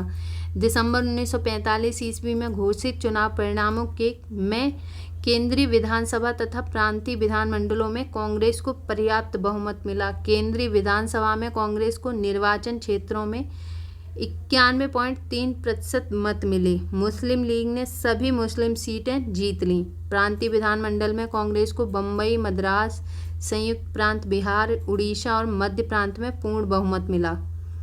मुस्लिम लीग को बंगाल तथा सिंध में बहुमत मिला। पंजाब में कांग्रेस अकालियों यूनियनिस्ट पार्टी की साझा सरकार बनी। कैबिनेट मिशन 1946 ईस्वी में भारत आया। इस मिशन के सदस्य थे Stafford Cripps, Pethick Lawrence, A.B. Alexander. 20 फरवरी 1947 ईस्वी में प्रधानमंत्री Lord Clement Attlee Labour Party ने हाउस ऑफ कॉमन्स में यह घोषणा की कि जून 1948 ईस्वी तक प्रभुसत्ता भारतीयों के हाथ में दे देंगे। लॉर्ड माउंटबेटन 1947 से जून 1948 ईस्वी सत्ता हस्तांतरण के लिए 24 मार्च 1947 ईस्वी को भारत का गवर्नर जनरल लॉर्ड माउंटबेटन को बनाया गया। 3 जून 1947 ईस्वी को माउंटबेटन योजना घोषित, इसमें भारत विभाजन शामिल था। 4 जुलाई 1947 को ब्रिटिश संसद में एटली द्वारा भारतीय स्वतंत्रता विधेयक प्रस्तुत किया गया, जिसे 18 जुलाई को स्वीकृति मिली। विधेयक के अनुसार भारत और पाकिस्तान 2 स्वतंत्र राष्ट्रों की घोषणा की गई। 15 अगस्त 1947 ईस्वी को भारत स्वतंत्र हुआ। स्वतंत्र भारत का प्रथम गवर्नर जनरल लॉर्ड माउंटबेटन हुए। स्वतंत्र भारत के प्रथम एवं अंतिम भारतीय गवर्नर जनरल चक्रवर्ती राजगोपालाचारी हुए। अंग्रेजी शासन के विरुद्ध महत्वपूर्ण विद्रोह, सन्यासी विद्रोह, बिहार और बंगाल, केना सरकार, द्विज नारायण 1760 से 1800, फकीर विद्रोह बंगाल, मजनून शाह व चिराग अली 1776 से 77, रंगपुर विद्रोह, रंगपुर व दिनाजपुर बंगाल, धीरज नारायण 1783, पहाड़िया विद्रोह झारखंड का प्रथम जनजातीय विद्रोह, संथाल परगना झारखंड, रमना आहरी 1772, जगन्नाथ देव 1778, महेशपुर की रानी सर्वेश्वरी 1781 से 82, 1772, 1782, 4 चरण 1772, 78, 79, 81 और 82, जुआरो विद्रोह, जंगल महल आंदोलन, वांकुड़ा बंगाल, धालमूल मानभूम मिदनापुर, जगन्नाथ सिंह 1769 से 71, मंगल सिंह 1782 से 84, दुर्जन सिंह 1798 से 99, कर्णगढ़ की रानी शिरोमणि 1799, 1769 से 1809, चेरो विद्रोह झारखंड पलामू, भूषण सिंह 1800 ईस्वी, पौलीगरा का विद्रोह तमिलनाडु, वीर पी काट्टावाम्मान 1799 से 1801, वेलाटम्पी विद्रोह ट्रावणकोर मेलुथाम्पी 1808 से 9, भील विद्रोह पश्चिमी घाट सेबरम 1825 से 31 ईस्वी, रामोसी विद्रोह पश्चिमी घाट चित्तर सिंह 1822 से 29 ईस्वी, पागलपंथी विद्रोह असम टीपू 1825 से 27 ईस्वी, अहोम विद्रोह असम गोमधर कुंवर 1828 ईस्वी, बहावी आंदोलन बिहार उत्तर प्रदेश सैयद अहमद तुती मीर 1831 ईस्वी, कोल विद्रोह छोटा नागपुर झारखंड बुधु भगत 1831 से 32 ईस्वी, भूमिज विद्रोह गंगा नारायण का हंगामा झारखंड रांची जंगल महल, गंगा नारायण सिंह 1832 ईस्वी, खासी विद्रोह असम तीरथ सिंह 1833 ईस्वी, कंध विद्रोह उड़ीसा चक्रविशोई 1837 ईस्वी, फराइजी आंदोलन बंगाल सरियातुल्ला टूटू मियाँ 1838 से 48 ईस्वी, नील विद्रोह बंगाल बिहार तीरूत सिंह 1854 से 62 ईस्वी, संथाल विद्रोह बंगाल एवं बिहार सिद्धू कानू 1855 से 56 ईस्वी, मुंडा विद्रोह झारखंड बिरसा मुंडा 1899 से 1900 ईस्वी, पाइक का विद्रोह उड़ीसा बख्शी जगबंधु 1817 से 1825 ईस्वी, नील आंदोलन बंगाल दिगंबर 1859 से 60 ईस्वी, पावना विद्रोह पावना बंगाल ईशान चंद्र राय एवं शंभूपाल 1873 से 76 ईस्वी, दक्कन विद्रोह महाराष्ट्र 1874 से 75 ईस्वी, मोपला विद्रोह मालाबार केरल अली मुसलियार 1820 से 22 ईस्वी, कूका आंदोलन पंजाब भगत जवाहरमल रंपाओं का विद्रोह आंध्र प्रदेश, सीताराम राजू 1869 से 1922 ईस्वी। ताना भगत आंदोलन बिहार, ताना भगत आंदोलन बिहार, जतरा भगत 1914। तेभांगा आंदोलन बंगाल 1946। तेलंगाना आंदोलन आंध्र प्रदेश 1946। इसी सन्यासी विद्रोह का उल्लेख वंदे मातरम के रचयिता बंकिम चंद्र चटर्जी ने अपने उपन्यास आनंद मठ में किया है। तिलका मांझी ने भागलपुर के प्रथम कलेक्टर अगस्टस क्लेवलैंड को 1784 ईस्वी में तीर एवं धनुष से जख्मी कर दिया था, जिससे उसकी मृत्यु हो गई। इसी कारण उसे गिरफ्तार कर 1785 ईस्वी में भागलपुर के बीच चौराहे पर बरगद के पेड़ से लटकाकर फांसी दे दी गई। तिलका मांझी का वास्तविक नाम जवरा पहाड़िया था। भागलपुर से राजमहल के बीच का क्षेत्र जो दामन एक कोह के नाम से जाना जाता था, संताल बहुल क्षेत्र था। संथाल बहुल क्षेत्र गैर आदिवासी एवं अंग्रेजों के अत्याचार से तंग आकर यहाँ के संथालों ने अपने आप को संगठित कर लिया। संथालों को उत्प्रेरित करने का कार्य भगनाडीह के गांव के चुलू संथाल के 4 पुत्र सिद्धू, कानू, चांद और भैरव ने किया। सिद्धू ने अपने आप को ठाकुर का अवतार और भैरव ने सिद्धू ने अपने आप को ठाकुर का अवतार घोषित किया। जुलाई 1855 में संथाल विद्रोह प्रारंभ हुआ। सशस्त्र विद्रोह के प्रारंभ दीसी नामक स्थान में अत्याचारी दरोगा महेश लाल की हत्या से हुआ। अहोम लोगों द्वारा लिखी गई ऐतिहासिक कृतियाँ बुरंजी कहलाती हैं।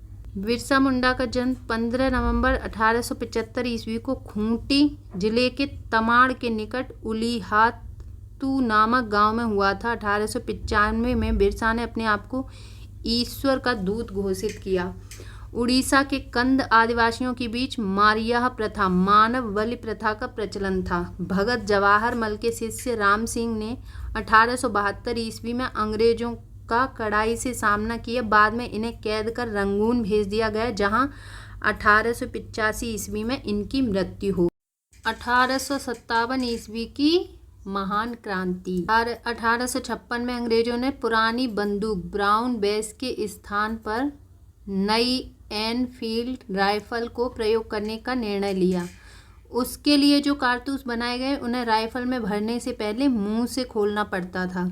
इन कारतूसों में गाय और सुअर की चर्बी का प्रयोग किया गया था। यह चर्बी वाला कारतूस ही 1857 की क्रांति का प्रमुख कारण बना। 29 मार्च 1857 ईस्वी को मंगल पांडे नामक एक सैनिक ने बैरकपुर में गाय की चर्बी मिले कारतूसों को मुंह से काटने से स्पष्ट मना कर दिया और उसने लेफ्टिनेंट बाग एवं मेजर ह्यूसन को गोली मारकर हत्या कर दी। फलस्वरूप उसे गिरफ्तार कर 8 अप्रैल 1857 ईस्वी को फांसी दे दी गई। फांसी पर चढ़ने से पहले मंगल पांडे ने हल्ला बोल का नारा दिया। मंगल पांडे का संबंध 34वां बंगाल नेटिव इन्फेंट्री BNI से था। 10 मई 1857 के दिन मेरठ की पैदल 20 NI से 1857 ईस्वी 10 मई 1857 के दिन मेरठ की पैदल टुकड़ी 20 नेटिव इन्फेंट्री से 1857 ईस्वी की क्रांति की शुरुआत हुई। 1857 ईस्वी में क्रांति के समय भारत का गवर्नर जनरल लॉर्ड कैनिंग एवं इंग्लैंड के प्रधानमंत्री पार्मेस्टन लिबरल थे। अंग्रेजी भारतीय सेना का निर्माण 1748 ईस्वी में आरंभ हुआ।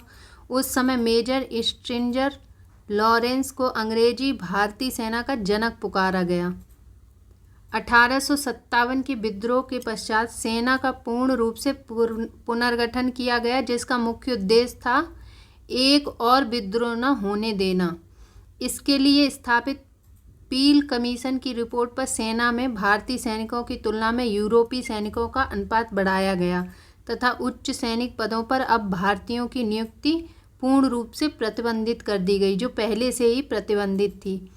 बंगाल की सेना में यूरोपीय व भारतीय सैनिकों का अनुपात 1:2 रखा गया, जबकि बम्बई मद्रास में 2:5 रखा गया। 1857 ईस्वी की क्रांति के बारे में इतिहासकारों का मत। यह भारत का प्रथम स्वतंत्रता संग्राम था। ये किसने कहा? VD सावरकर। यह राष्ट्रीय विद्रोह था, ये कहा डिज़रायली ने। यह पूर्णतया सिपाही विद्रोह था, सर जॉन लॉरेंस एवं सीले। यह अंग्रेजों के विरुद्ध हिंदू एवं मुसलमानों का षड्यंत्र था, ये किसने कहा? James Outram, W Taylor. बर्बरता तथा सभ्यता के बीच युद्ध था, टी.आर. होम्स। यह धर्मांधों का ईसाइयों के विरुद्ध युद्ध था, L.E.R. रीज। बिहार, अवध तथा अन्य उन स्थानों के व्यक्तियों को जिन्होंने 1857 ईस्वी की क्रांति में भाग लिया था, गैर लड़ाकू घोषित किया गया और सेना में उनकी संख्या कम कर दी गई, तथा सिख, गोरखा और पठानों को जिन्होंने 1857 की क्रांति को दबाने में अंग्रेजों की मदद की थी, लड़ाकू जातियां घोषित की गई और उन्हें बड़ी संख्या में सेना में भर्ती किया गया। भारतीय को सेना में ऊंचे से ऊंचा प्राप्त होने वाला पद सूबेदार का था। ह्यूरोज ने लक्ष्मीबाई की वीरता से प्रभावित होकर कहा था कि क्रांतिकारियों में वह एक अकेली मर्द थी। 1857 ईस्वी की महान क्रांति के प्रमुख केंद्र दिल्ली, बहादुर शाह जफर बख्त खां सैन्य नेतृत्व। 11 से 12 मई 1857 ईस्वी। ब्रिटिश नायक विद्रोह दबाने वाला निकलसन मारा गया एवं हडसन। तिथि विद्रोह दबाने की 21 सितंबर 1857 ईस्वी। कानपुर, नाना साहब धुंधुपंत तात्या टोपे सैन्य नेतृत्व। 5 जून 1857 ईस्वी। ब्रिटिश नायक कैंपबेल। तिथि 6 सितंबर 1857 ईस्वी। लखनऊ, बेगम हजरत महल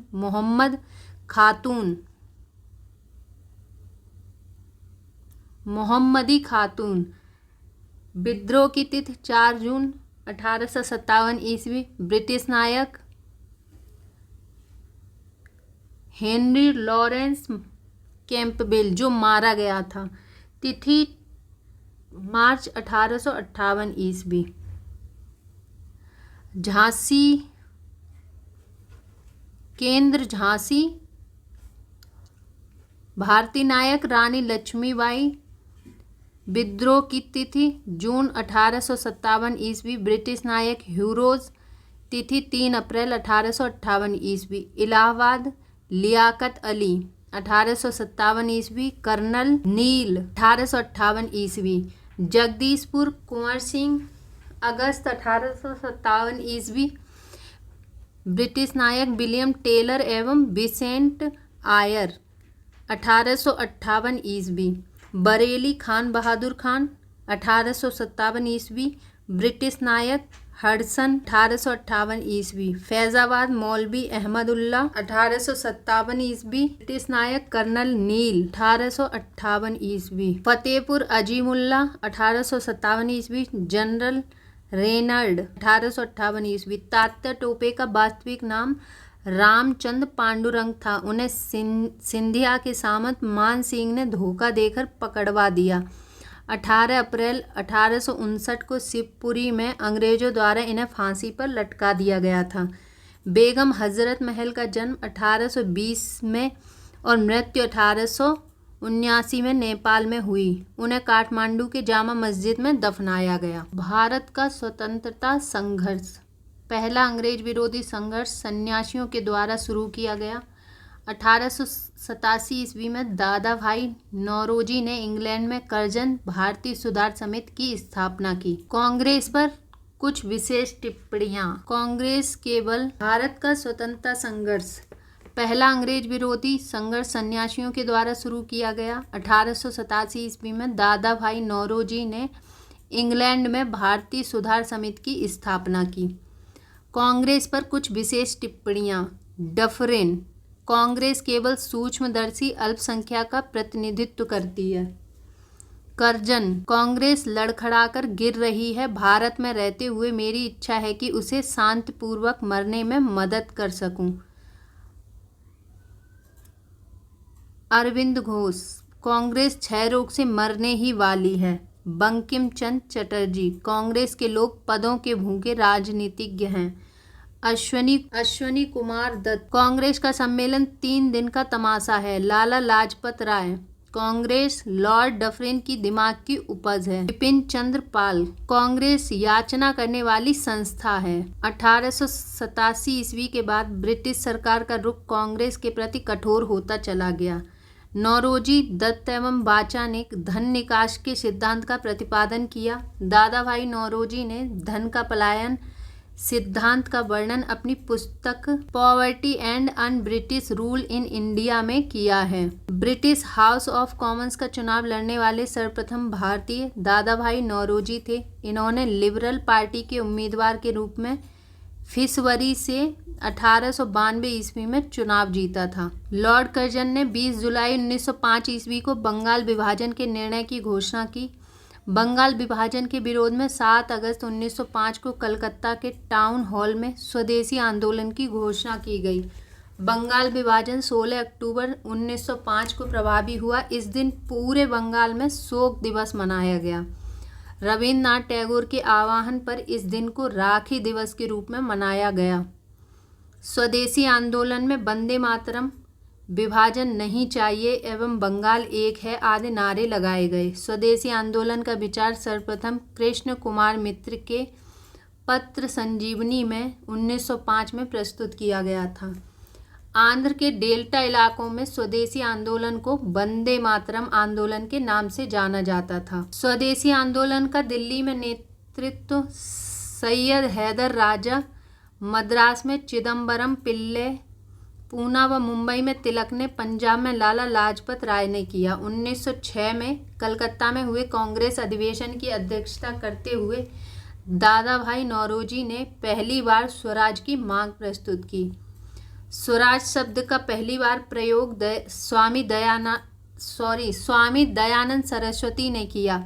स्वदेशी आंदोलन चलाने के तरीकों को लेकर ही कांग्रेस 1907 ईस्वी के सूरत अधिवेशन में उग्रवादी गरम दल एवं उदारवादी नरम दल नामक 2 दलों में विभाजित हो गई। इस सम्मेलन की अध्यक्षता रास बिहारी बोस ने की।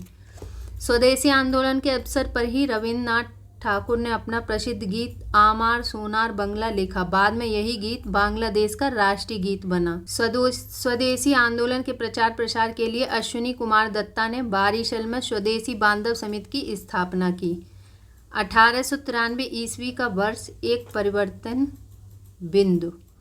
1893 ईस्वी में स्वामी विवेकानंद 1863 से 1902 ईस्वी अमेरिका के शिकागो नगर पहुँचे। सितंबर 1893 ईस्वी में वहां पर हो रहे सर्वधर्म सम्मेलन में पहले ही दिन उन्हें 2 मिनट बोलने का समय दिया गया था। जैसे ही उन्होंने अपने वक्तव्य का संबोधन अमेरिका के भाई और बहनों के साथ शुरू किया, तालियों की गड़गड़ाहट ने न केवल उन्हें बल्कि भारत को विश्व के सर्वोच्च देशों में लाकर खड़ा कर दिया। उन्हें तूफानी हिंदू कहा जाने लगा।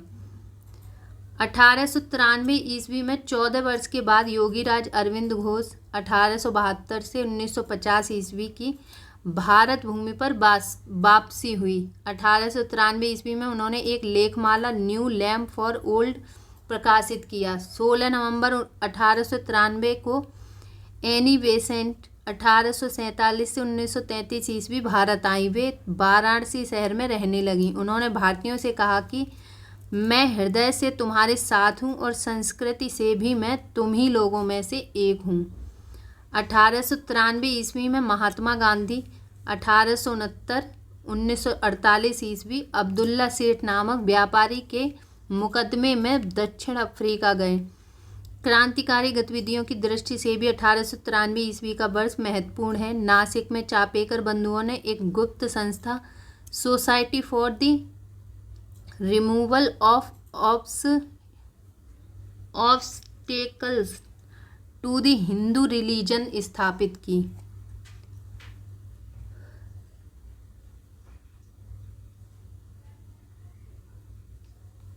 बंगाल में क्रांतिकारियों का पहला प्रमुख संगठन अनुशीलन समिति था, जिसकी स्थापना 24 मार्च 1903 को हुई थी। संस्थापकों के अनुरोध पर बैरिस्टर प्रथमनाथ मित्र पी मित्र इसका नेतृत्व संभाला। इसका मुख्यालय कलकत्ता में था। इसके प्रथम कार्यकारिणी के 5 सदस्य थे। प्रथमनाथ मिश्र अध्यक्ष, चित्तरंजन दास एवं अरविंद घोष उपाध्यक्ष, सुरेंद्रनाथ ठाकुर कोषाध्यक्ष और सिस्टर निवेदिता कार्यकारिणी की सदस्य थी। 1906 में अनुशीलन समिति का पहला सम्मेलन कोलकाता में हुआ। अनुशीलन समिति का मुख्य उद्देश्य था खून का बदला खून। आगे चलकर वारिंद्र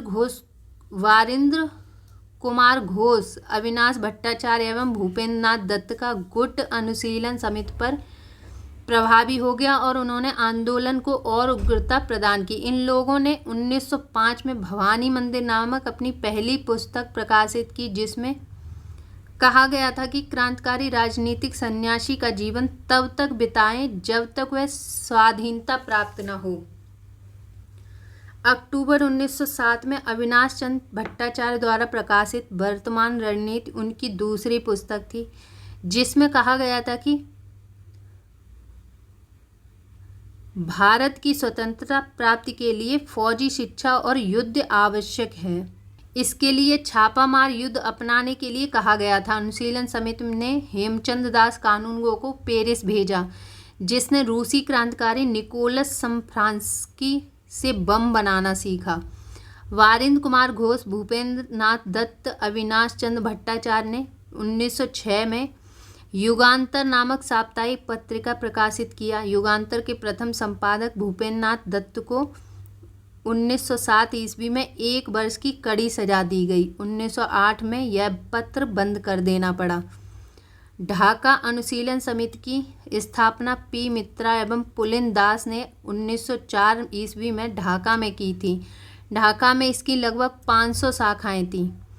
11 दिसंबर 1908 को अनुशीलन समिति गैर कानून घोषित कर दी गई। प्रफुल्ल चाकी और खुदीराम बोस ने 30 अप्रैल 1908 को मुजफ्फरपुर के जज किंग्सफोर्ड की हत्या का प्रयत्न किया। गलती से बम कनेडी की गाड़ी पर गिरा दिया गया, जिससे 2 महिलाओं प्रिंगले की पत्नी एवं बेटी की मृत्यु हो गई। टाकी ने आत्महत्या कर ली और खुदीराम बोस को लगभग 18 वर्ष की अवस्था में 11 अगस्त 1908 ईस्वी को फांसी दे दी गई। अब खुदीराम बोस के बारे में जान लेते हैं। जन्म 1879 में, ग्राम हबीबपुर, जिला मिदनापुर, पश्चिम बंगाल। पकड़ने वाली पुलिस फतेह सिंह एवं शिव प्रसाद मिश्र। खुदीराम बोस के मुकदमे में जज कर्ण डफ, सरकारी वकील मानुक व विनोद मजुमदार। खुदीराम बोस की ओर से वकील कालिदास बोस। फांसी की तारीख 11 अगस्त 1908। एक हाथ में गीता लेकर खुदीराम बोस फांसी के तख्ते पर जा खड़े हुए। खुदीराम बोस बंगाल के क्रांतिकारियों के युगांतर दल के सक्रिय सदस्य थे। युगांतर दल के नेता वारिंद्र कुमार घोष थे। अलीपुर षड्यंत्र केस। 18 मई 1908 को कलकत्ता के अलीपुर अदालत में 31 व्यक्तियों को अवैध शस्त्र रखने के कारण पेश किया गया। इन व्यक्तियों को अवैध शस्त्र रखने के कारण गिरफ्तार किया गया। 19 अगस्त 1908 को 30 आदमियों को सेशन जज के सुपुर्द किया गया और 7 सितंबर 1908 को 7 और आदमियों को इस मुकदमे में शामिल किया गया। यही मुकदमा अलीपुर षड्यंत्र केस के नाम से प्रसिद्ध है। इस केस के सरकारी गवाह नरेंद्र नाथ गोसाई को अलीपुर जेल में सत्येंद्र नाथ घोष एवं कन्हैया लाल दत्त ने गोली मार दी। इसके लिए दोनों को फांसी की सजा दी गई। वारिंद्र कुमार घोष, उल्लासकर दत्त, हेमचंद दास और उपेंद्र नाथ बनर्जी को आजीवन काला पानी की सजा मिली। बाकी लोगों को 10 वर्ष या 7 वर्ष 5 वर्ष की सजा दी गई। इस मुकदमे में अरविंद घोष छोड़ दिए गए। तब इन्होंने क्रांतिकारी क्रियाकलापों से अलग होकर पांडिचेरी में अपना आश्रम और औरेविले स्थापित कर लिया। महाराष्ट्र में विनायक दामोदर सावरकर ने 1904 ईस्वी में अभिनव भारत नामक संस्था स्थापित की। अभिनव भारत संगठन के सदस्य P.N. वापट बम बनाने की कला सीखने के लिए पेरिस गए। विनायक दामोदर सावरकर के बड़े भाई गणेश सावरकर ने देशभक्त से पूर्ण कुछ कविताओं की रचना की, जिस कारण नासिक के जज जैक्सन ने उन पर आरोप लगाकर 8 जून 1909 को आजीवन निर्वासन का दंड दिया। इस सजा को सर्वथा अनुचित मानकर अभिनव भारत ने जैक्सन से बदला लेने का विचार किया। जैक्सन के विदाई समारोह में 21 दिसंबर 1909 की रात को एक नाटक खेला जा रहा था कि ज्यों ही जैक्सन इसे देखने के लिए फाटक पर पहुंचा, अनंत लक्ष्मण कन्हरे ने उन्हें गोली मार दी। जैक्सन की हत्या के अभियोग में अनंत लक्ष्मण कन्हरे, कृष्णजी गोपाल कर्वे और विनायक नारायण देशपांडे को 19 अप्रैल 1911 को फांसी दी गई। बाल गंगाधर तिलक का जन्म 23 जुलाई 1856 को महाराष्ट्र के रत्नागिरी में हुआ था। 1881 में इन्होंने साप्ताहिक पत्र मराठा अंग्रेजी और दैनिक पत्र केसरी मराठी नाम के 2 पत्रों द्वारा नवजागरण प्रारंभ किया था। तिलक ने 1893 ईस्वी में गणपत एवं 1895 ईस्वी में शिवाजी उत्सव मनाना प्रारंभ किया। बाल गंगाधर तिलक पहले कांग्रेसी नेता थे जिन्होंने देश के लिए कई बार जेल की यात्रा की। 1897 में राजद्रोह के आरोप में 18 माह की कारावास हुई। फिर 1809 में राजद्रोह के आरोप में 6 वर्ष की कारावास हुई। 1908 में, सॉरी यहाँ मैंने 1808 बोल दिया, यहाँ 1908 है। 1908 में राजद्रोह के आरोप में 6 वर्ष की कारावास हुई। 1908 से 1914 तक बर्मा के मॉडले जेल में 6 वर्ष काटने पड़े। तिलक को सजा सुनाने वाले जज का नाम दावर था। वैलेंटाइन सिरोल ने अपनी पुस्तक इंडियन अनरेस्ट में तिलक को भारतीय अशांति का जनक कहा था, जिसके लिए तिलक ने उन पर मानहानि का मुकदमा किया। प्लेग के समय की ज्यादतियों से प्रभावित होकर पूना के चापेकर बंधुओं दामोदर एवं बालकृष्ण ने 22 जून 1897 को प्लेग अधिकारी रैंड एवं एयर्स्ट की हत्या कर दी। महाराष्ट्र में क्रांतिकारी पत्र काल का संपादन परांजवे जपे ने किया। 1905 ईस्वी में लंदन में श्यामजी कृष्ण वर्मा ने इंडियन होम रूल सोसाइटी की स्थापना की। श्यामजी कृष्ण वर्मा को क्रांतिकारियों का पिता भी कहा जाता है। अवींद्रनाथ टैगोर ने 1906 में Indian society of oriental arts की स्थापना की, जिससे प्राचीन भारतीय कला एवं संस्कृति का संरक्षण एवं विकास हुआ। न्यू इंडिया नामक एक अंग्रेजी साप्ताहिक समाचार पत्र 1906 में वंदे मातरम नामक समाचार पत्र बिपिन चंद्र पाल ने निकाला। 30 दिसंबर 1906 को ढाका के नवाब सलीम उल्लाह खां के निमंत्रण पर सम्मेलन हुआ।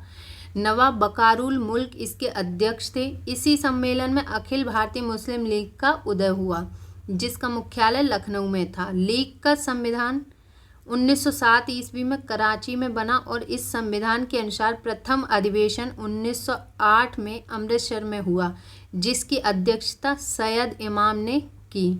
इसी अधिवेशन में आगा खां को मुस्लिम लीग का अध्यक्ष बनाया गया। इसी अधिवेशन में मुसलमानों के लिए अलग से निर्वाचन मंडल की मांग की गई, जिसको 1909 में पार्लियामेंटो सुधार में मान लिया गया। मुस्लिम लीग ने बंगाल विभाजन का समर्थन किया। 1908 में मुस्लिम लीग की एक शाखा लंदन में खोली गई, जिसे सैयद अमीर अली ने स्थापित किया था। भीकाजी रुस्तम कामा भारतीय मूल की फ्रांसीसी नागरिक थी, जो जर्मनी के स्टुटगार्ट शहर में 22 अगस्त 1907 को आयोजित 7वीं अंतर्राष्ट्रीय कांग्रेस में तिरंगा फहराने के लिए जानी जाती हैं। इनके माता पिता पारसी थे। इन्होंने दादा भाई नौरोजी के निजी सचिव के रूप में भी काम किया था। 1 जुलाई 1909 को मदनलाल ढींगरा ने विलियम कर्जन बाइली को गोली मारकर हत्या कर दी। 16 अगस्त 1909 को मदन लाल ढींगरा को मृत्युदंड दिया गया। 21 दिसंबर 1909 को अनंत कान्हरे ने जैक्सन को गोली मार दी। वायसराय लॉर्ड हार्डिंग ने 1911 ईस्वी में दिल्ली में भव्य दरबार का आयोजन इंग्लैंड के सम्राट जॉर्ज पंचम एवं मेरी के स्वागत में किया। इस दरबार में निम्न घोषणाएं हुई। बंगाल विभाजन को रद्द किया गया।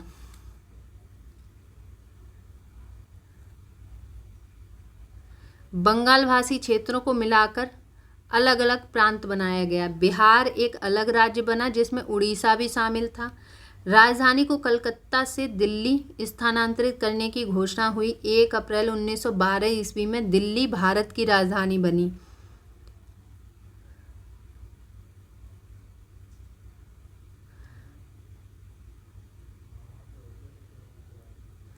अरुणडेल कमिटी, लॉर्ड मिंटो ने 1906 ईस्वी में राजनीतिक सुधारों के हेतु इस 4 सदस्यीय कमेटी का गठन A.T. अरुणडेल के नेतृत्व में किया था। इसने अपनी सिफारिश में भारत के विभिन्न परिषदों के विस्तार के साथ एक सामंतों की समिति बनाए जाने की अनुशंसा की तथा विभाजित बंगाल को पुनः एक कर देने की संस्तुति की। 23 दिसंबर 1912 ईस्वी को रास बिहारी बोस ने दिल्ली में वायसराय लॉर्ड हॉर्डिंग पर बम फेंका। इसके परिणाम स्वरूप 13 व्यक्ति गिरफ्तार किए गए।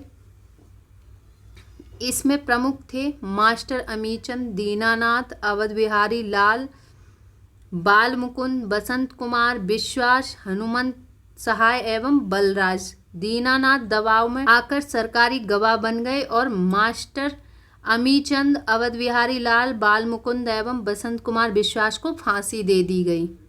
1 नवंबर 1913 में अनेक भारतीयों ने लाला हरदयाल के नेतृत्व में सैन फ्रांसिस्को अमेरिका में गदर पार्टी की स्थापना की।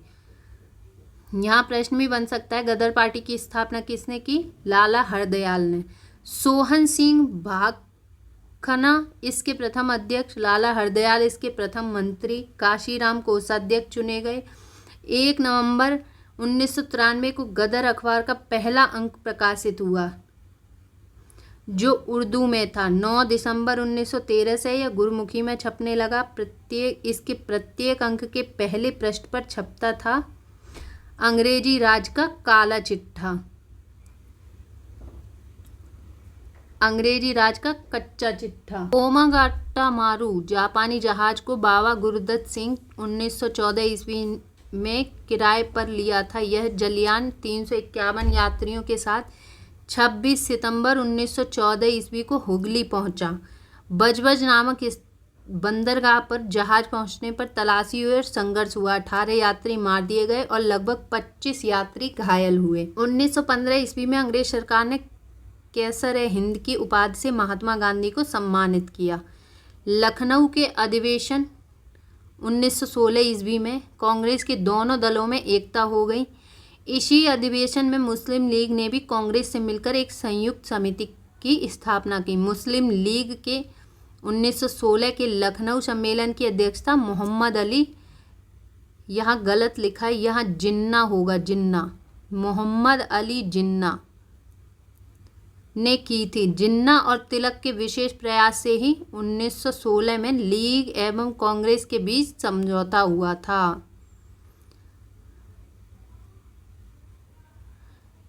बाल गंगाधर तिलक ने स्वशासन प्राप्त हेतु 28 अप्रैल 1916 ईस्वी को पूना में होम रूल लीग की स्थापना की।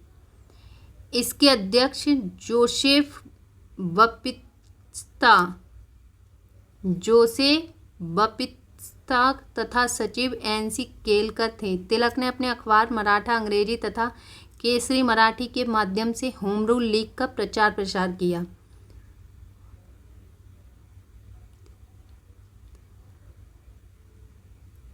यहाँ पर बपतिस्ता होगा।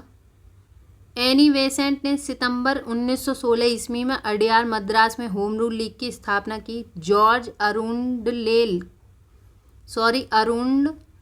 को लीग का सचिव बनाया। मोतीलाल नेहरू, जवाहरलाल नेहरू, सुब्रमण्यम अय्यर जिन्ना तथा तेज बहादुर सप्रू इस लीग से जुड़े हुए थे। इस होम रूल लीग का प्रचार प्रसार एनी बेसेंट ने अपने दैनिक पत्र न्यू इंडिया तथा साप्ताहिक पत्र कॉमनवेल्थ द्वारा किया।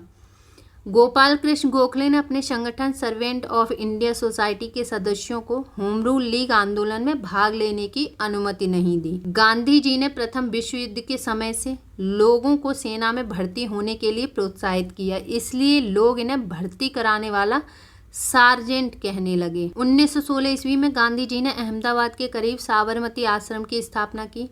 बिहार के एक किसान नेता राजकुमार शुक्ल ने गांधी जी को चंपारण आने को प्रेरित किया। चंपारण आंदोलन के इस सूत्रधार की 20 मई 1929 को 54 वर्ष की आयु में मृत्यु हो गई। अंग्रेज अधिकारी एमन, जिससे शुक्ल जी 25 वर्षों तक लड़ते रहे थे, उनके श्राद्ध कर्म के लिए 300 रुपये भेजा एवं कहा कि वह चंपारण का अकेला मर्द था। भारत में सत्याग्रह का पहला प्रयोग 1917 ईस्वी में चंपारण बिहार में किया गया। चंपारण विद्रोह के कारण अंग्रेजों को 3 कठिया प्रथा को समाप्त करना पड़ा। 3 कठिया खेती अंग्रेज मालिकों द्वारा बिहार के चंपारण जिले के रैयतों किसानों पर नील की खेती के लिए जबरन लागू 3 तरीकों में एक था। खेती का अन्य 2 तरीका कुरतौली और कुश्की कहलाता था। 3 कठिया खेती में प्रति बीघा 20 कट्ठा 3 कट्ठा जोत पर नील की खेती करना अनिवार्य था। गांधी जी ने सत्याग्रह का सर्वप्रथम प्रयोग दक्षिण अफ्रीका में किया। वेसेंट ने 20 अगस्त 1917 ईस्वी को होम रूल लीग को समाप्त करने की घोषणा की। मॉन्टेग्यू घोषणा 20 अगस्त 1917 को तत्कालीन भारत सचिव मॉन्टेग्यू ने ब्रिटिश सरकार द्वारा भारत में लागू किए जाने वाले प्रस्तावित सुधारों की घोषणा की, जिसमें 4 बातों का उल्लेख किया गया था। आइए देखते हैं वो 4 बातें कौन कौन सी थीं। ब्रिटिश शासन का लक्ष्य भारत में स्वशासन को विकसित करना है। स्वशासन कदम न दिया जाकर विभिन्न चरणों में दिया जाएगा। स्वशासन एकदम न दिया जाकर विभिन्न चरणों में दिया जाएगा। विभिन्न चरणों का निर्धारण भारतीयों द्वारा स्वशासन की दिशा में की गई प्रगति पर निर्भर करेगा। प्रगति के विषय में निर्धारण ब्रिटिश संसद तथा ब्रिटिश भारत सरकार द्वारा किया जाना था। तिलक ने मॉन्टेग्यू घोषणा को सूर्य विहीन उषा काल कहा। 1918 में महात्मा गांधी ने अहमदाबाद टेक्सटाइल्स लेबर एसोसिएशन की स्थापना की। यह उस समय की सबसे बड़ी ट्रेड यूनियन थी। यही गांधी जी ने ट्रस्टीशिप का सिद्धांत दिया। इसमें उन्होंने बताया कि पूंजीपति मजदूरों के हितों की रक्षा करने वाले ट्रस्टी होते थे। 31 अक्टूबर 1920 को एन.एम. जोशी ने all India trade union Congress AITUC की स्थापना की। इसके प्रथम अध्यक्ष कौन थे? लाला लाजपत राय। महात्मा गांधी ने पहली बार भूख हड़ताल अहमदाबाद मिल मजदूरों के हड़ताल 1918 ईस्वी के समर्थन में की थी। गांधी जी ने 1918 ईस्वी में गुजरात के खेड़ा जिले में कर नहीं आंदोलन चलाया। 19 मार्च 1919 ईस्वी को रोल एक्ट लागू किया गया। इसके अनुसार किसी भी संदेहास्पद व्यक्ति को बिना मुकदमा चलाए गिरफ्तार किया जा सकता था, परंतु उसके विरुद्ध न कोई अपील, न कोई दलील और न कोई वकील किया जा सकता था। और इसको नाम दिया गया बिना अपील, बिना दलील और बिना वकील का कानून। गांधी ने इस कानून के विरुद्ध 6 अप्रैल 1919 ईस्वी को देशव्यापी हड़ताल करवाई। 13 अप्रैल 1919 ईस्वी को अमृतसर से जलियांवाला बाग हत्याकांड हुआ। डॉक्टर सतपाल और सैफुद्दीन किचलू की गिरफ्तारी के विरोध में हो रही जनसभा पर जनरल REH डायर ने अंधाधुंध गोलियां चलवाई। सरकारी रिपोर्ट के अनुसार इसमें 379 व्यक्ति एवं कांग्रेस समिति के अनुसार लगभग 1000 व्यक्ति मारे गए। उस समय पंजाब का lieutenant governor sir Michael O'Dyer था। जलियांवाला बाग हत्याकांड में हंसराज नामक भारतीय ने डायर का सहयोग किया था। शंकरन नायर ने जलियांवाला बाग हत्याकांड के विरोध में वायसराय की कार्यकारिणी परिषद के सदस्यता से इस्तीफा दे दिया। जलियांवाला बाग हत्याकांड के विरोध में महात्मा गांधी ने कैसर-ए-हिंद की उपाधि, जमनालाल बजाल ने राय बहादुर की उपाधि एवं रविंद्रनाथ टैगोर ने सर की उपाधि वापस लौटा दी। इन 3 से क्वेश्चन बन सकता है कि सर की उपाधि किसने वापस लौटाई थी जलियांवाला बाग हत्याकांड के विरोध में। जलियांवाला बाग हत्याकांड की जांच के लिए सरकार ने 19 अक्टूबर 1919 ईस्वी में लॉर्ड हंटर की अध्यक्षता में एक कमेटी का गठन किया। इसमें 5 अंग्रेज, 3 भारतीय, सर चिमन लाल सीतलवाड़, साहबजादा सुल्तान अहमद एवं जगत नारायण सदस्य थे। कांग्रेस ने जलियांवाला बाग हत्याकांड की जांच के लिए मदन मोहन मालवीय के नेतृत्व में एक आयोग नियुक्त किया। इसके अन्य सदस्यों में मोतीलाल नेहरू और गांधी जी थे। जलियांवाला बाग कभी जल्ली नामक व्यक्ति की संपत्ति थी। खिलाफत आंदोलन भारतीय मुसलमानों का मित्र राष्ट्रों के विरुद्ध, विशेषकर ब्रिटेन के खिलाफ, टर्की के खिलाफ के समर्थन में आंदोलन था। 17 अक्टूबर 1919 को समूचे देश में खिलाफत दिवस मनाया गया।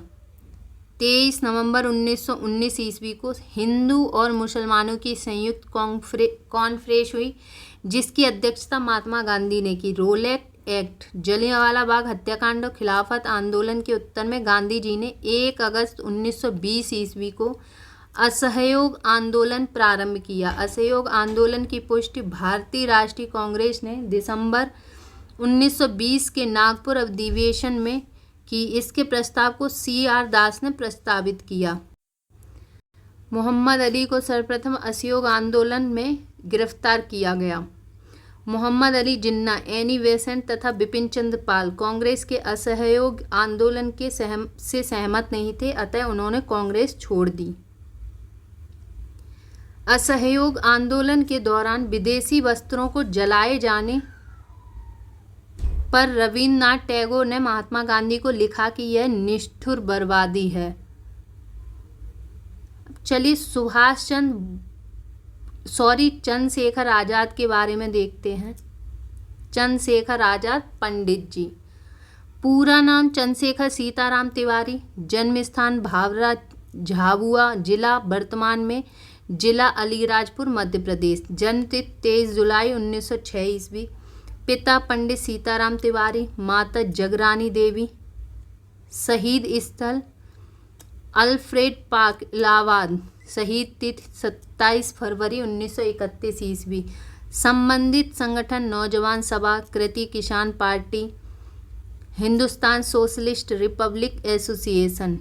5 फरवरी 1922 ईस्वी को गोरखपुर जिले के चौरी चौरा नामक स्थान पर असहयोग आंदोलनकारियों ने क्रोध में आकर थाने में आग लगा दी, जिससे एक थानेदार 21 सिपाहियों की मृत्यु हो गई। इस घटना से दुखित होकर गांधी जी ने 11 फरवरी 1922 ईस्वी को असहयोग आंदोलन स्थगित कर दिया। इस समय महात्मा गांधी बारदोली में थे। 13 मार्च 1922 ईस्वी को गांधी जी को गिरफ्तार कर 6 वर्ष की कड़ी कारावास की सजा सुनाई गई। स्वास्थ्य संबंधी कारणों से गांधी को 5 फरवरी 1924 ईस्वी को रिहा कर दिया गया। 1922 ईस्वी के मेवाड़ भील आंदोलन का नेता मोतीलाल तेजावत था। 1923 में इलाहाबाद में चित्तरंजन दास एवं मोतीलाल नेहरू ने कांग्रेस के अंतर्गत स्वराज पार्टी की स्थापना की। महात्मा गांधी सिर्फ एक बार कांग्रेस के बेलगांव अधिवेशन 1924 ईस्वी में इसके अध्यक्ष चुने गए।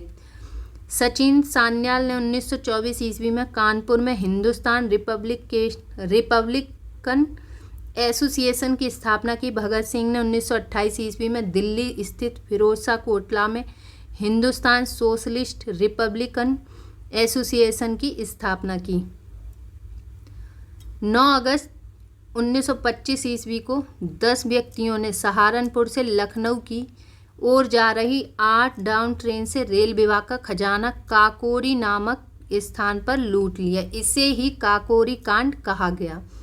सरकारी खजाना लूटने का विचार रामप्रसाद बिस्मिल का था। इसमें रामप्रसाद बिस्मिल, राजेंद्र लाहिड़ी, रोशन सिंह, अशफाक उल्ला खां को दिसंबर 1927 ईस्वी में फांसी दे गई एवं सचिंद्र सान्याल को आजीवन कारावास की सजा मिली।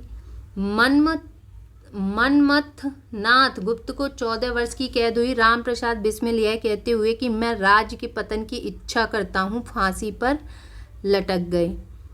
संभवतः अशफाक उल्ला खां पहले भारतीय क्रांतिकारी मुसलमान थे जो देश की स्वतंत्रता के लिए फांसी के तख्ते पर लटके थे। स्त्रियों ने स्वयं अपने अधिकारों के लिए आंदोलन करने के उद्देश्य से 1926 ईस्वी में अखिल भारतीय महिला संघ स्थापित किया। साइमन कमीशन 3 फरवरी 1928 ईस्वी को भारत आया। इसे व्हाइट मैन कमीशन भी कहते हैं।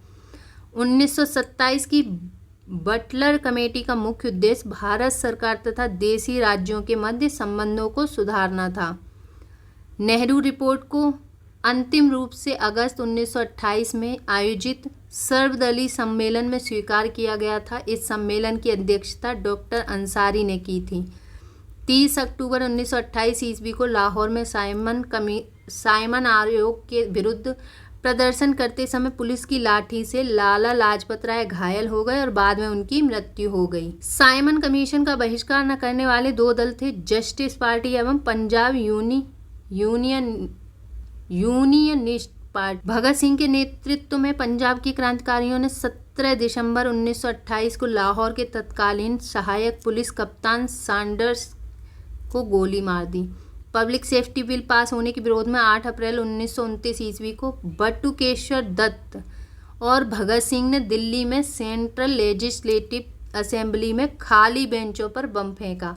क्रांतिकारियों ने अपने पर्चे में कहा था कि उनका मकसद किसी की जान लेना नहीं बल्कि बहरे कानों तक अपनी आवाज़ पहुंचाने के लिए है। भगत सिंह एवं बटुकेश्वर दत्त के बम फेंकने के समय असेंबली के अध्यक्ष विट्ठल भाई पटेल सदारत कर रहे थे। कांग्रेस के 1929 ईस्वी के लाहौर के अधिवेशन में पूर्ण स्वराज का अपना लक्ष्य घोषित किया गया था। इस अधिवेशन की अध्यक्षता जवाहरलाल नेहरू कर रहे थे। 31 दिसंबर 1929 ईस्वी को रात के 12 बजे जवाहरलाल नेहरू ने रावी नदी के तट पर नवगृहित तिरंगे झंडे को फहराया। इसी अधिवेशन में 26 जनवरी 1930 ईस्वी को प्रथम स्वाधीनता दिवस के रूप में मनाने का निश्चय किया गया। इसी के साथ प्रत्येक वर्ष 26 जनवरी को स्वतंत्रता दिवस के रूप में मनाए जाने की परंपरा शुरू हुई थी। 12 मार्च 1930 को गांधी जी ने अपने 79 समर्थकों के साथ साबरमती स्थित अपने आश्रम से लगभग 322 किलोमीटर दूर दांडी के लिए प्रस्थान किया। लगभग 24 दिनों बाद 6 अप्रैल 1930 को दांडी पहुंचकर गांधी जी ने नमक कानून तोड़ा और सविनय अवज्ञा आंदोलन की शुरुआत की। सुभाष चंद्र बोस ने गांधी जी के नमक सत्याग्रह की तुलना नेपोलियन के एल्वा से पेरिस यात्रा से की। 4 मार्च 1931 ईस्वी को गांधी इरविन पैक्ट हुआ। इसके बाद गांधी जी ने सविनय अवज्ञा आंदोलन स्थगित कर दिया। गांधी इरविन समझौता को दिल्ली समझौता के नाम से भी जाना जाता है।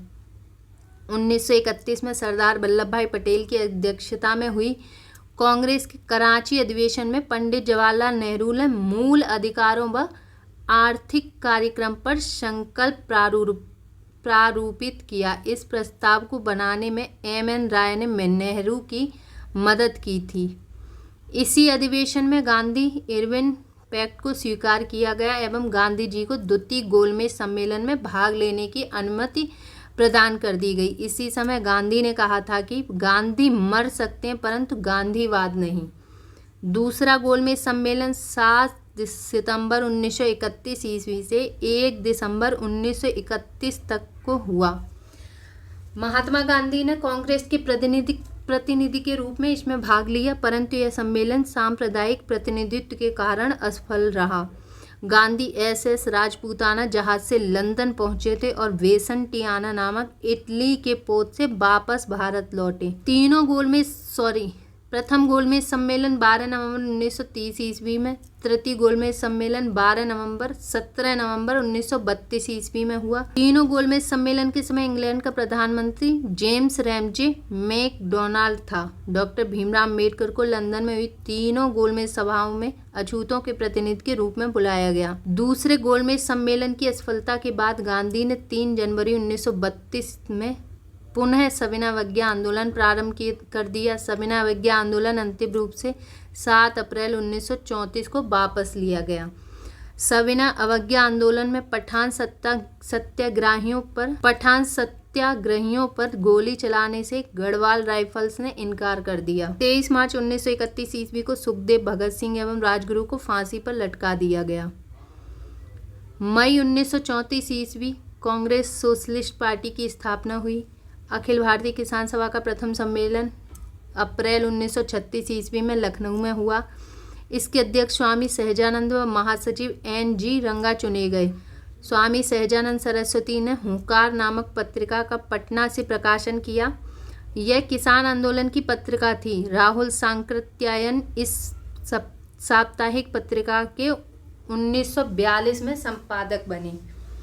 अखिल भारतीय किसान सभा का गठन 11 अप्रैल 1936 को लखनऊ में हुआ। 1939 ईस्वी में महात्मा गांधी द्वारा प्रस्तावित पट्टाभी सीतारमैया को हराकर सुभाष चंद्र बोस कांग्रेस के अध्यक्ष चुने गए। 1 मई 1939 को सुभाष चंद्र बोस ने कांग्रेस के भीतर ही एक नए गुट का गठन किया जिसे फॉरवर्ड ब्लॉक कहा गया। सुभाष चंद्र बोस ने स्वतंत्रता संघर्ष के दौरान फ्री इंडियन लीजन नामक सेना बनाई थी। 1939 में Bharat Prajamandal All India States People's Conference के अध्यक्ष जवाहरलाल नेहरू थे। इसका गठन 1927 में हुआ।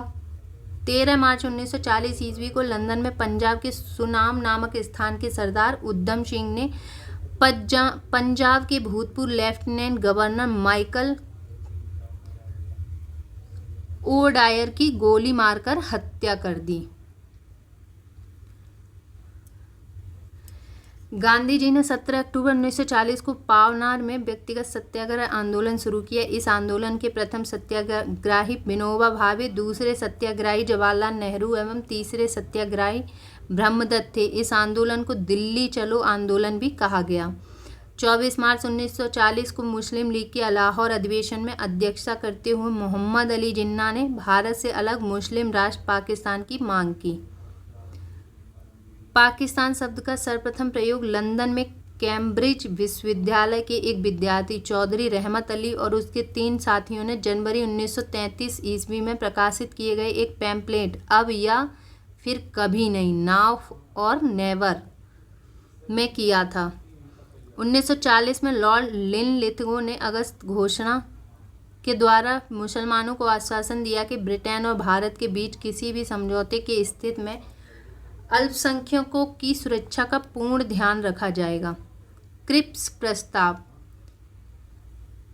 ब्रिटिश प्रधानमंत्री चर्चिल ने 11 मार्च 1942 को स्टेफर्ड क्रिप्स के नेतृत्व में क्रिप्स मिशन की घोषणा की। इसके अनुसार युद्ध के बाद भारत को डोमिनियन राज्य का दर्जा एवं संविधान निर्मात्री परिषद बनाने का प्रस्ताव था। मुस्लिम लीग भारतीय संघ को स्वीकार करने या न करने को स्वतंत्र होगी तथा राजाओं को भी अलग राज्य स्थापित करने का अधिकार दिया जाएगा। कांग्रेस और मुस्लिम लीग दोनों ने क्रिप्स प्रस्ताव को अस्वीकार कर दिया क्योंकि यह किसी भी प्रकार का भारतीय स्वतंत्रता की बात नहीं करता था। इसे भविष्य का वादा करार दिया गया था। गांधी ने इस प्रस्ताव को उत्तर तिथिय में चेक कहा था, पोस्ट डेटेड चेक कहा था, जबकि जवाहरलाल नेहरू ने इसको डूबते हुए बैंक का उत्तर तिथि चेक कहा था। 11 अप्रैल 1942 को क्रिप्स प्रस्तावों को वापस ले लिया गया। 1942 में वर्धा में कांग्रेस ने अंग्रेजों भारत छोड़ो प्रस्ताव पारित किया। 1 अगस्त 1942 को इलाहाबाद में तिलक दिवस मनाया गया। 7 अगस्त 1942 को कांग्रेस की बैठक बम्बई के ऐतिहासिक ग्वालिया टैंक में हुई। इसकी अध्यक्षता अबुल कलाम आज़ाद ने की। गांधी के भारत छोड़ो प्रस्ताव को कांग्रेस कार्य समिति ने 8 अगस्त 1942 ईस्वी को स्वीकार कर दिया गया। आप लोगों को कमेंट करके बताना है कि एपीजे अब्दुल कलाम का पूरा नाम क्या था। भारत छोड़ो आंदोलन की शुरुआत 9 अगस्त 1942 ईस्वी को हुई। इसी आंदोलन में गांधी जी ने करो या मरो का नारा दिया। 9 अगस्त 1942 को प्रातःकाल ऑपरेशन जीरो आवर ही गांधी जी एवं कांग्रेस के अन्य सभी महत्वपूर्ण नेता गिरफ्तार कर लिए गए। गांधी जी को पूना के आगा खां महल में तथा कांग्रेस कार्यकारिणी के अन्य सदस्यों को अहमदनगर के दुर्ग में रखा गया था। सरोजिनी नायडू एवं कस्तूरबा गांधी को भी आगा खां महल में रखा गया था, जहां कुछ दिनों बाद कस्तूरबा गांधी की मृत्यु हो गई। जवाहरलाल नेहरू को अल्मोड़ा जेल में, राजेंद्र प्रसाद को बांकीपुर जेल में और मौलाना अबुल कलाम आज़ाद को बांकुड़ा जेल में रखा गया।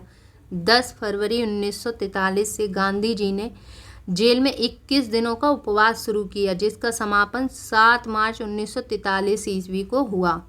6 मई 1944 ईस्वी को गांधी जी को जेल से छोड़ा गया। उषा मेहता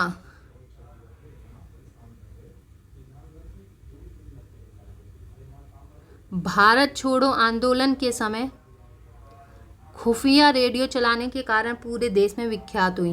राम मनोहर लोहिया और B.M. खाकर भी रेडियो प्रसारण से संबंधित थे। भारत छोड़ो आंदोलन के दौरान जयप्रकाश नारायण हजारीबाग जेल से फरार होकर भूमिगत रूप से आंदोलन का नेतृत्व करने लगे। विशेषकर मुस्लिम लीग अंबेडकर ने भारत छोड़ो आंदोलन का विरोध किया। इस आंदोलन के दौरान कई समांतर सरकार बनी, जिसमें प्रमुख थी बलिया की चीतू पांडे की सरकार, तामलुक की जाति सरकार। इस आंदोलन के दौरान कई समांतर सरकार बनी, जिसमें प्रमुख थी बलिया की चीतू पांडे की सरकार, तामलुक की जाति सरकार, सतारा की Y.V. चौहान की सरकार। भारत छोड़ो आंदोलन के उपरांत मुस्लिम लीग एवं कांग्रेस के बीच संवैधानिक गतिरोध को दूर करने के लिए C. राजगोपालाचारी ने 1944 में दी वे आउट नामक पैम्फलेट जारी किया। आज़ाद हिंद फौज की स्थापना का विचार सर्वप्रथम कैप्टन मोहन सिंह के मन में आया। आज़ाद हिंद फौज का सफलतापूर्वक स्थापना का श्रेय रासबिहारी बोस को दिया जाता है। आज़ाद हिंद फौज की प्रथम डिवीज़न का गठन 1 सितंबर 1942 को कैप्टन मोहन सिंह के द्वारा किया गया, परंतु वह असफल रहा। भारत की स्वतंत्रता की लड़ाई में सुभाष चंद्र बोस अग्रणी क्रांतिकारी थे। भारत की स्वतंत्रता हेतु विदेशी सहायता प्राप्त करने के लिए बोस 1941 में जर्मनी पहुंचे। वहां जर्मन विदेश मंत्रालय की सहायता से उन्होंने द फ्री इंडिया सेंटर का गठन किया, जहां से वे आज़ादी के पक्ष में पर्चे छपवाते थे तथा भाषण देते थे। 1942 में बोस ने उत्तरी अफ्रीका से पकड़े गए भारतीय युद्ध बंदियों को भर्ती कर 10,000 सैनिकों का दल गठित किया, जिसे फ्री इंडियन लीजन कहा गया। सुभाष चंद्र बोस ने 21 अक्टूबर 1943 को सिंगापुर में स्वतंत्र भारत की अस्थायी सरकार का गठन किया, जिसका जर्मनी व जापान ने समर्थन किया। अक्टूबर 1943 ईस्वी में सुभाष चंद्र बोस को आज़ाद हिंद फौज का सर्वोच्च सेनापति बनाया गया था। आज़ाद हिंद फौज की 3 ब्रिगेडों के नाम सुभाष ब्रिगेड, गांधी ब्रिगेड एवं नेहरू ब्रिगेड एवं महिलाओं की ब्रिगेड का नाम लक्ष्मीबाई रेजिमेंट था। आज़ाद हिंद फौज का झंडा कांग्रेस के तिरंगे झंडे की भांति था, जिस पर दहाड़ते हुए शेर का चिन्ह था। 8 नवंबर 1943 ईस्वी को जापान ने अंडमान और निकोबार द्वीप सुभाष चंद्र बोस को सौंप दिए। नेताजी ने इनका नाम क्रमशः शहीद द्वीप, स्वराज द्वीप रखा। 22 सितंबर 1944 को सुभाष चंद्र बोस ने शहीदी दिवस मनाया। टोक्यो जाते हुए फार्मोसा द्वीप के बाद अचानक हवाई जहाज में आग लग जाने से सुभाष चंद्र बोस 18 अगस्त 1945 को मारे गए, परंतु इस दुर्घटना को अभी तक प्रमाणित नहीं माना गया है। सुभाष चंद्र बोस का जन्म 23 जनवरी 1897 ईस्वी को कटक, ओडिशा में हुआ था। आज़ाद हिंद फौज के गिरफ्तार अधिकारी P.K. सहगल, कर्नल गुरुदयाल ढिल्लन एवं मेजर शाहनवाज खां पर राजद्रोह का आरोप लगाकर दिल्ली के लाल किले पर नवंबर 1945 ईस्वी में मुकदमा चलाया गया। वायसराय ने इनकी सजा माफ़ कर दी। आज़ाद हिंद फौज के अभियुक्तों की तरफ से अरुणा आसफ अली, तेज बहादुर संप्रू, जवाहरलाल नेहरू, भूला भाई देसाई नेतृत्व एवं K.N. काटजू ने पैरवी की। कराची में 20 फरवरी 1946 ईस्वी को वायुसेना के कुछ सैनिकों ने ब्रिटिश सरकार के विरुद्ध हड़ताल कर दी। बम्बई, लाहौर, दिल्ली में भी यह शीघ्र ही फैल गई। इसमें लगभग 5,200 सैनिकों ने भाग लिया। इसकी प्रमुख मांग थी कि भारतीय और अंग्रेज सैनिकों में बराबरी का व्यवहार किया जाए। शाही नौसेना का विद्रोह। शाही नौसेना का विद्रोह रॉयल इंडियन नेवी के विद्रोह की शुरुआत 18 फरवरी को हुई, जब बम्बई में HMIS तलवार के 1100 नाविकों ने नस्लवादी भेदभाव और खराब भोजन के प्रतिवाद में हड़ताल कर दिया। 19 फरवरी को कराची में हिंदुस्तान नामक जहाज के नाविकों ने भी हड़ताल कर दी। कराची में दमनपूर्वक आत्मसमर्पण कराया गया, जिसमें 6 नाविक मारे गए।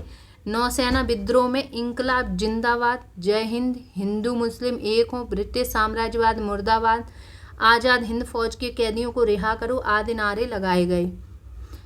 इनके प्रदर्शन में 3 झंडे साथ चलते थे, कांग्रेस का तिरंगा, लीग का हरा और बीच में कम्युनिस्ट पार्टी का लाल झंडा। सरदार पटेल एवं जिन्ना ने इन्हें आत्मसमर्पण की सलाह दी। 24 फरवरी 1946 को विद्रोहियों ने आत्मसमर्पण करते हुए कहा कि हम भारत के सामने समर्पण कर रहे हैं, ब्रिटेन के सामने नहीं। नौसेना विद्रोह के समय नौसेना अध्यक्ष एडमिरल गोल्फ्रेड था। नौसेना विद्रोह को भारत की लाल क्रांति की संज्ञा दी जाती है। Cabinet mission 1946। Cabinet mission 1946। प्रधानमंत्री एटली ने 15 फरवरी 1946 ईस्वी को भारतीय संविधान सभा की स्थापना एवं तत्कालीन ज्वलंत समस्याओं पर भारतीयों से विचार विमर्श के लिए कैबिनेट मिशन को भारत भेजने की घोषणा की। 24 मार्च 1946 ईस्वी को कैबिनेट मिशन दिल्ली पहुंचा। इस शिष्टमंडल के सदस्य स्टेफोर्ड क्रिप्स अध्यक्ष, board of trade, Pethick Lawrence Bharat सचिव एवं एवी अलेक्जेंडर नौसेना मंत्री। कैबिनेट मिशन पैथिक लॉरेंस के नेतृत्व में आया था। कैबिनेट मिशन योजना को मुस्लिम लीग ने 6 जून 1946 ईस्वी को और कांग्रेस ने 25 जून 1946 ईस्वी को स्वीकार कर लिया। कैबिनेट मिशन योजना को स्वीकार किए जाने के पश्चात संविधान सभा के निर्माण के लिए हुए चुनाव। जुलाई 1946 ईस्वी में कांग्रेस ने 214 सामान्य स्थानों में से 205 स्थान प्राप्त किए और मुस्लिम लीग ने 78 मुस्लिम स्थानों में से 73 स्थान प्राप्त किए। कांग्रेस को 4 सिख सदस्यों का भी समर्थन प्राप्त था। मुस्लिम लीग ने 16 अगस्त 1946 ईस्वी को सीधी अथवा प्रत्यक्ष कार्रवाई दिवस, डायरेक्ट एक्शन डे मनाया। सर्वप्रथम प्रत्यक्ष कार्रवाई दिवस कलकत्ता में मनाया गया। उस समय बंगाल में मुस्लिम लीग की सरकार थी। बंगाल के मुख्यमंत्री शहीद सोहरावर्दी थे। प्रत्यक्ष कार्रवाई दिवस के परिणामस्वरूप बंगाल, बिहार और पंजाब में भयंकर हिंदू मुस्लिम दंगे हुए। 3 जून 1947 ईस्वी को भारत विभाजन की माउंटबेटन योजना प्रकाशित की गई, जिसे कांग्रेस कार्य समिति की 3 जून 1947 ईस्वी की बैठक में स्वीकार कर लिया गया। 14 जून 1947 ईस्वी को कांग्रेस महासमिति की बैठक में गोविंद वल्लभ पंत ने देश के विभाजन की माउंटबेटन योजना को स्वीकार करने का प्रस्ताव पेश किया। इस प्रस्ताव का समर्थन अबुल कलाम आज़ाद ने किया, जो बंटवारे का विरोध करते आ रहे थे। आज़ाद ने कहा, कांग्रेस कार्य समिति का फैसला सही फैसला नहीं है, लेकिन कांग्रेस के सामने कोई और रास्ता नहीं है। गांधी, नेहरू और पटेल के समर्थन के बावजूद कांग्रेस कार्य समिति का देश विभाजन का प्रस्ताव अखिल भारतीय कांग्रेस समिति में सर्वसम्मति से पास न हो सका। 161 सदस्यों ने उनके खिलाफ वोट दिया या वे तटस्थ रहे। प्रस्ताव का विरोध करने वालों में सिंध कांग्रेस के नेता चौथराम मेडवानी, पंजाब कांग्रेस के अध्यक्ष डॉक्टर किचलू पुरुषोत्तम दास टंडन, मौलाना हफीजुर रहमान आदि थे। मुस्लिम लीग की काउंसिल की बैठक माउंटबेटन योजना पर विचार करने के लिए 10 जून 1947 को नई दिल्ली में बुलाई गई। लीग ने भारी बहुमत से इस योजना को स्वीकार किया। लीग की बैठक में उपस्थित 400 सदस्यों में से 10 सदस्यों ने इसका विरोध किया। चलिए देखते हैं महात्मा गांधी का संक्षिप्त परिचय। जन्म 2 अक्टूबर 1869, पोरबंदर, गुजरात। वास्तविक नाम मोहनदास करमचंद गांधी। माता पुतलीबाई, पिता करमचंद गांधी, पत्नी कस्तूरबा गांधी। इनका विवाह हुआ था 1883 में। 4 पुत्र थे, हीरालाल, हरिलाल, रामदास, मणिलाल तथा देवदास। 5वें पुत्र की उपाधि जमनालाल बजाज। लंदन में 1891 में बैरिस्टर की परीक्षा उत्तीर्ण की और वकालत करने बम्बई आ गए।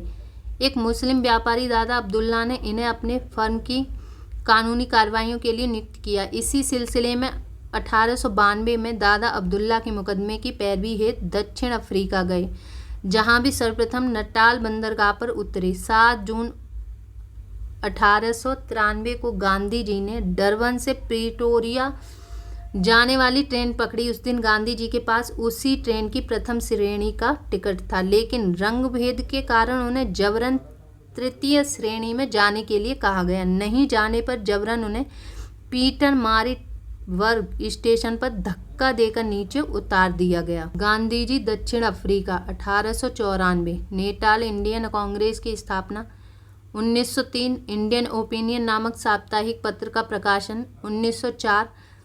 फिनिक्स आश्रम की स्थापना 1910। टालस्टॉय फार्म की स्थापना। इस फार्म की स्थापना जर्मन शिल्पकार कालिन बार्ब की सहायता से जोहान्सबर्ग में की गई थी। 1910 में हिंद स्वराज का पहला गुजराती संस्करण फिनिक्स। दक्षिण Africa international printing press Swaraj की व्याख्या। 9 जनवरी 1915 को गांधी जी दक्षिण अफ्रीका से भारत वापस आ गए। गांधी जी ने गोपाल कृष्ण गोखले को अपना राजनीतिक गुरु बनाया। प्रथम विश्व युद्ध के दौरान लोगों को सेना में भर्ती होने के लिए प्रोत्साहित करने के कारण इन्हें कुछ लोग भर्ती करने वाला सार्जेंट कहने लगे। 1916 ईस्वी में गांधी जी ने अहमदाबाद के करीब साबरमती आश्रम की स्थापना की। ब्रिटिश सरकार ने गांधी जी को कैसर-ए-हिंद की उपाधि प्रदान की। गांधी जी ने जब नवजीवन गुजराती एवं यंग इंडिया अंग्रेजी का संपादन किया। हरिजन पत्र का प्रकाशन 1933 में प्रारंभ किया। गांधी जी की आत्मकथा है the story of my experiments with truth. Gandhi ji की प्रिय भजन वैष्णव जन को तैनू कहिए की रचना नरसिंह मेहता ने की थी। गांधी जी के नेतृत्व में हुए प्रथम 3 संघर्ष कौन कौन से थे? चंपारण सत्याग्रह 1917, अहमदाबाद मिल मजदूर हड़ताल 1918, खेड़ा सत्याग्रह 1918। गांधी जी ने असहयोग आंदोलन 1 अगस्त 1920 ईस्वी को प्रारंभ किया। असहयोग आंदोलन चलाने के लिए तिलक स्वराज फंड की स्थापना की।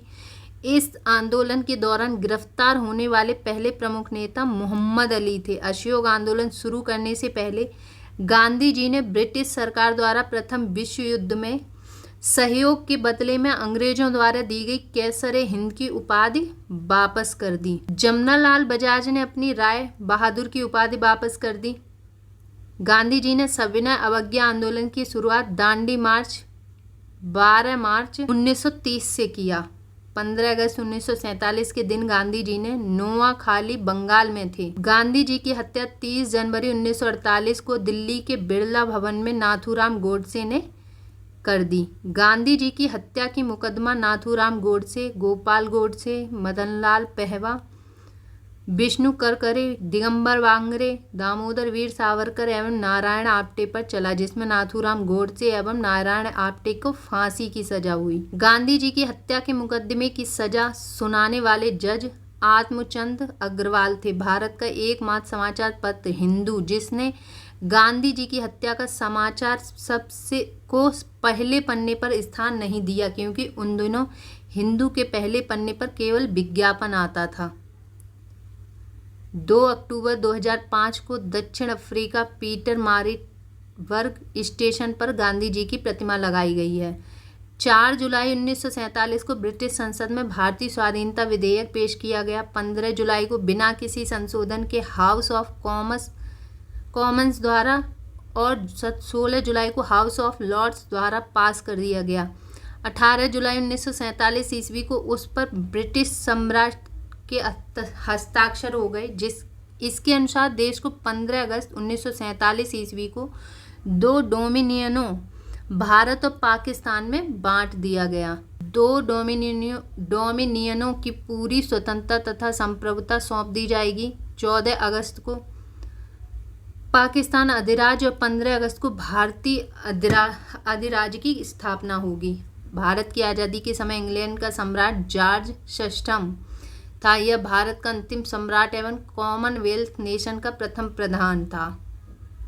जवाहरलाल नेहरू के नेतृत्व में अंतिम सरकार का गठन 2 सितंबर 1946 ईस्वी को हुआ। 26 अक्टूबर 1946 ईस्वी को मुस्लिम लीग 5 सदस्य अंतिम सरकार में सम्मिलित हुई। 27 मार्च 1947 ईस्वी को मुस्लिम लीग ने पाकिस्तान दिवस के रूप में मनाया।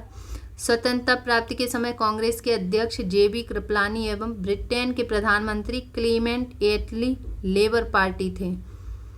भगत सिंह के विरुद्ध मुखबिरी करने के कारण फणींद्र घोष की हत्या बैकुंठ शुक्ल ने की थी। महात्मा गांधी द्वारा स्थापित हरिजन सेवक संघ के संस्थापक अध्यक्ष कौन थे? घनश्याम दास बिरला। बांटो और छोड़ो का नारा लीग ने दिसंबर 1943 ईस्वी के कराची अधिवेशन में दिया। कांग्रेस का प्रथम ब्रिटिश अध्यक्ष जॉर्ज यूल थे।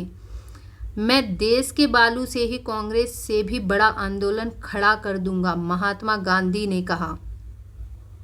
गांधी जी हरिजन नाम वाले 3 पत्रों का प्रकाशन करते थे। हरिजन बंधु गुजराती में, हरिजन सेवक हिंदी में एवं हरिजन अंग्रेजी में। पुणे 11 फरवरी 1933। गांधी जी द्वारा गाए जाने वाला भजन वैष्णव जन तो तेने कहिए कि वैष्णव जन तो तेने कहिए की रचयिता नरसिंह मेहता हैं। डंडा फौज का गठन पंजाब में चमनदीव ने किया। दीनबंधु मित्र का नाटक नील दर्पण में नील की खेती करने वाले पर हुए अत्याचार का उल्लेख है। राष्ट्रवादी एहरार आंदोलन मजहर उल हक ने प्रारंभ किया। आत्मसम्मान आंदोलन की शुरुआत रामास्वामी नायकर ने की। निरंकारी आंदोलन की शुरुआत दयाल दास ने की। ब्रह्म समाज का प्रतिज्ञा पत्र देवेंद्र नाथ ठाकुर ने तैयार किया। देव समाज के संस्थापक शिव नारायण अग्निहोत्री थे। तरुण स्त्री सभा की स्थापना कलकत्ता में की गई। भारत भारतीयों के लिए यह नारा आर्य समाज ने दिया। स्वामी विवेकानंद ने 1893 ईस्वी में शिकागो में विश्व धर्म सम्मेलन को संबोधित किया। बंगाल में मुस्लिम जागरण का पिता नवाब अब्दुल लतीफ खान को कहा जाता है। दिल्ली षड्यंत्र केस में दीनानाथ के द्वारा मुखबिरी की गई थी। अलीपुर केस में सरकारी गवाह नरेंद्र गोसाई बन गया था। सबसे कम उम्र में फांसी की सजा पाने वाला क्रांतिकारी कौन था? खुदीराम बोस। इंकलाब जिंदाबाद का नारा भगत सिंह ने दिया। शहीद आजम के नाम से भगत सिंह को जाना जाता है। भगत सिंह को फांसी की सजा सुनाने वाले न्यायाधीश कौन थे? जी.सी. हिल्टन। सबके लिए एक जाति एक धर्म एक ईश्वर का नारा श्री नारायण गुरु ने दिया। स्वर्ण हिंदुओं की फांसीवादी कांग्रेस कहकर कांग्रेस का चरित्र निरूपण मोहम्मद अली जिन्ना ने किया। मोहम्मद अली जिन्ना ने किया। मैं एक क्रांतिकारी के रूप में कार्य करता हूँ, यह कथन किसका है? जवाहरलाल नेहरू का। महात्मा गांधी को महात्मा रविन्द्रनाथ टैगोर ने, राष्ट्रपिता सुभाष चंद्र बोस ने एवं अर्धनग्न फकीर फ्रैंक मोरिस ने कहा था। वल्लभ भाई पटेल को सरदार की उपाधि बारदोली सत्याग्रह की सफलता के बाद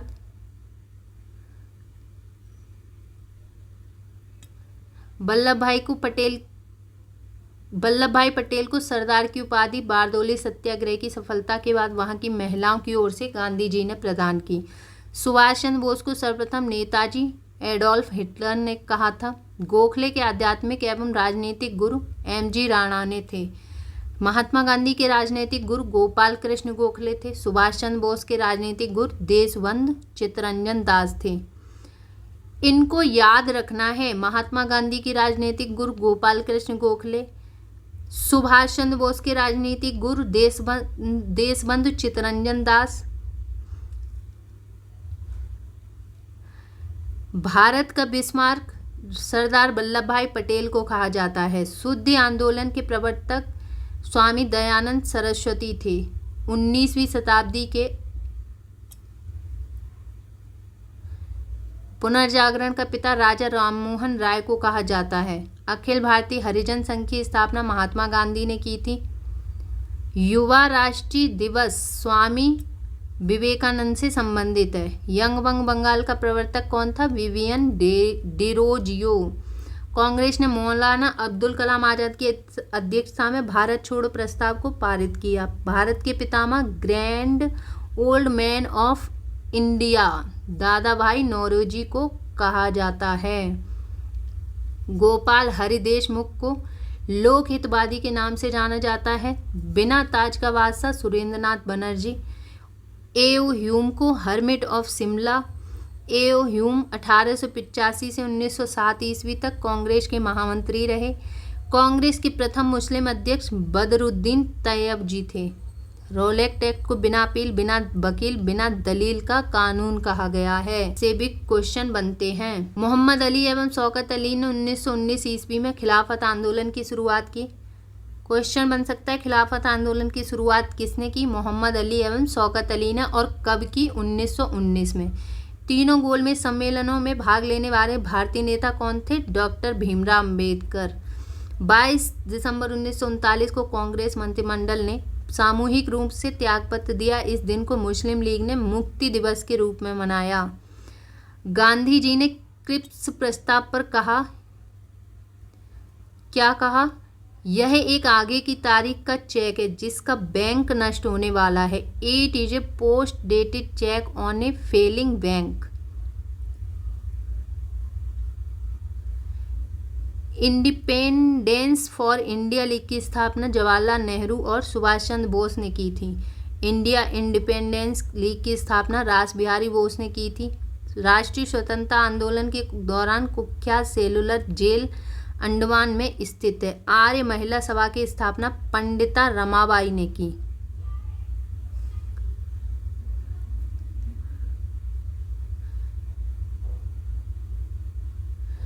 चलिए देख लेते हैं भारतीय धार्मिक, सामाजिक एवं राष्ट्रीय आंदोलन से संबंधित महत्वपूर्ण संगठन एवं संस्थाएं।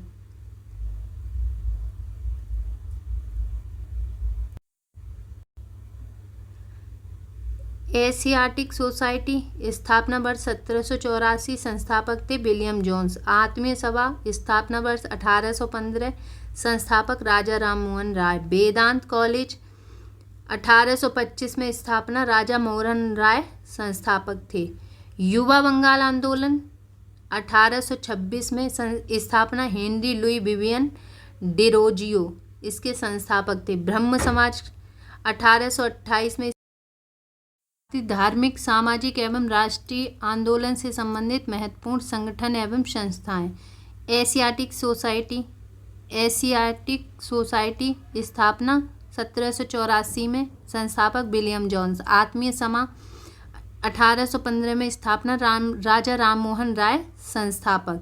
वेदांत कॉलेज 1825 में स्थापना राजा राममोहन राय संस्थापक। युवा बंगाल आंदोलन 1826 में स्थापना हेनरी लुई विवियन डिरोजियो संस्थापक। ब्रह्म समाज 1828 में स्थापना राजा राममोहन राय संस्थापक। लैंड होल्डर्स सोसाइटी 1838 में स्थापना द्वारिकानाथ टैगोर इसके संस्थापक थे। तत्वबोधिनी सभा की स्थापना 1839 में और देवेंद्र नाथ ठाकुर इसके संस्थापक थे। ब्रिटिश सार्वजनिक सभा 1843, दादा भाई नौरोजी इसके संस्थापक थे। परमहंस मंडली 1840 में स्थापना हुई।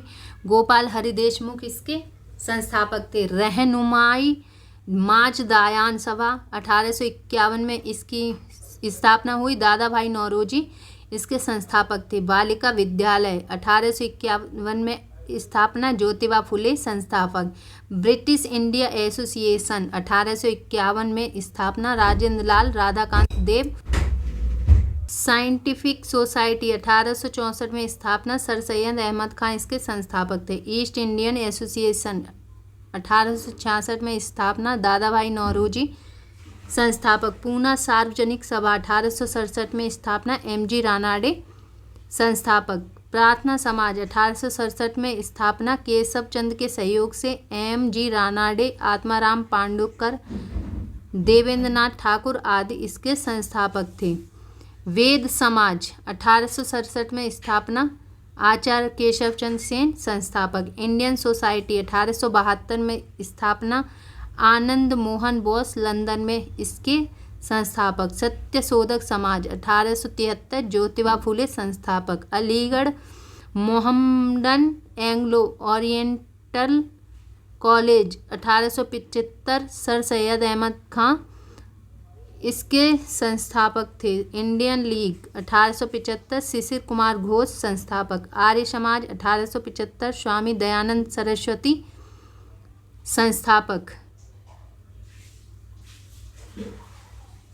थियोसॉफिकल सोसाइटी 1875 स्थापना मैडम ब्लैटस्की व कर्नल अलकाट संस्थापक। इंडियन एसोसिएशन 1876 आनंद मोहन बोस सुरेंद्रनाथ बनर्जी संस्थापक।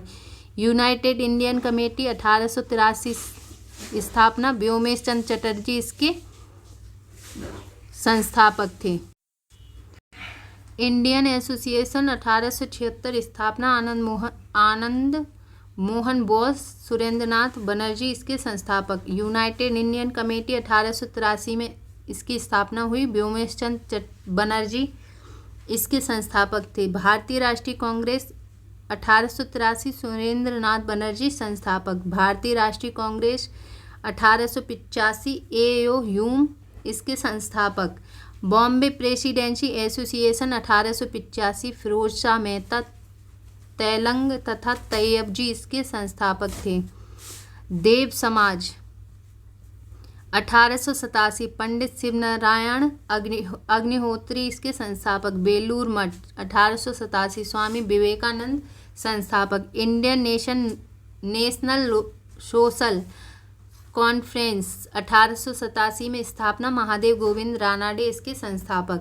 शारदा सदन 1879 में स्थापना रमाबाई। 1889 में इसकी स्थापना हुई और रमाबाई इसकी संस्थापक थी। रामकृष्ण मिशन 1897 स्वामी विवेकानंद संस्थापक। अभिनव भारत संस्था 1904 में स्थापना विनायक दामोदर सावरकर संस्थापक।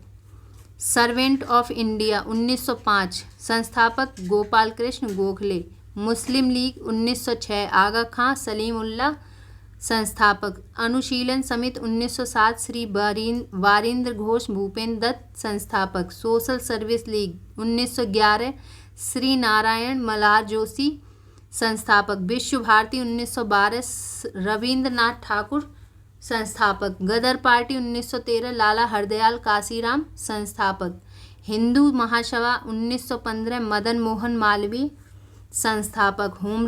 होम रूल लीग 1916 तिलक एवं एनी बेसेंट इसके संस्थापक। वीमेंस इंडिया एसोसिएशन 1917 में इसकी स्थापना हुई और लेडी सदाशिव अय्यर इसकी संस्थापक थी। खिलाफत आंदोलन 1919 में इसकी स्थापना हुई, अली बंधु संस्थापक थे। भारतीय कम्युनिस्ट पार्टी 1920 M.N. राय ताशकंद में संस्थापक। अखिल भारतीय ट्रेड यूनियन कांग्रेस 1920 में स्थापना M.N. जोशी अध्यक्ष, लाला लाजपत राय इसके संस्थापक थे। स्वराज पार्टी 1923 मोतीलाल नेहरू व चित्तरंजन दास संस्थापक। हिंदुस्तान रिपब्लिकन एसोसिएशन 1924 सचिंद्र सान्याल इसके संस्थापक। बहिष्कृत हितकारिणी सभा 1924 बहिष्कर हितकारिणी सभा 1924 B.R. अम्बेडकर इसके संस्थापक थे। राष्ट्रीय स्वयंसेवक संघ 1925 डॉक्टर हेडगवार इसके संस्थापक थे। नौजवान सभा 1926 भगत सिंह, छबीलदास व यशपाल इसके संस्थापक। हिंदुस्तान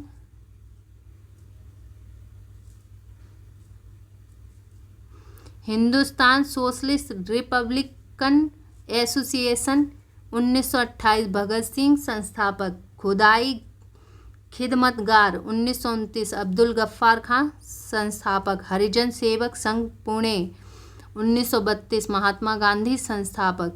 स्वतंत्र श्रमिक पार्टी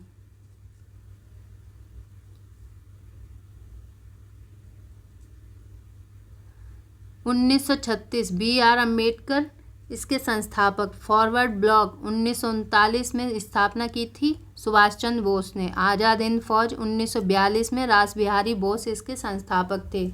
आज़ाद हिंद सरकार 1943 सुभाष चंद्र बोस। राजा राममोहन राय का जन्म 1774 ईस्वी में राधानगर नामक बंगाल के एक गांव में हुआ। उन्होंने अपने जीवन में अरबी, फारसी, अंग्रेजी, ग्रीक, हिब्रू आदि भाषाओं का अध्ययन किया। राजा राममोहन राय की मृत्यु के पश्चात ब्रह्म समाज धीरे धीरे कई शाखाओं में विभक्त हो गया।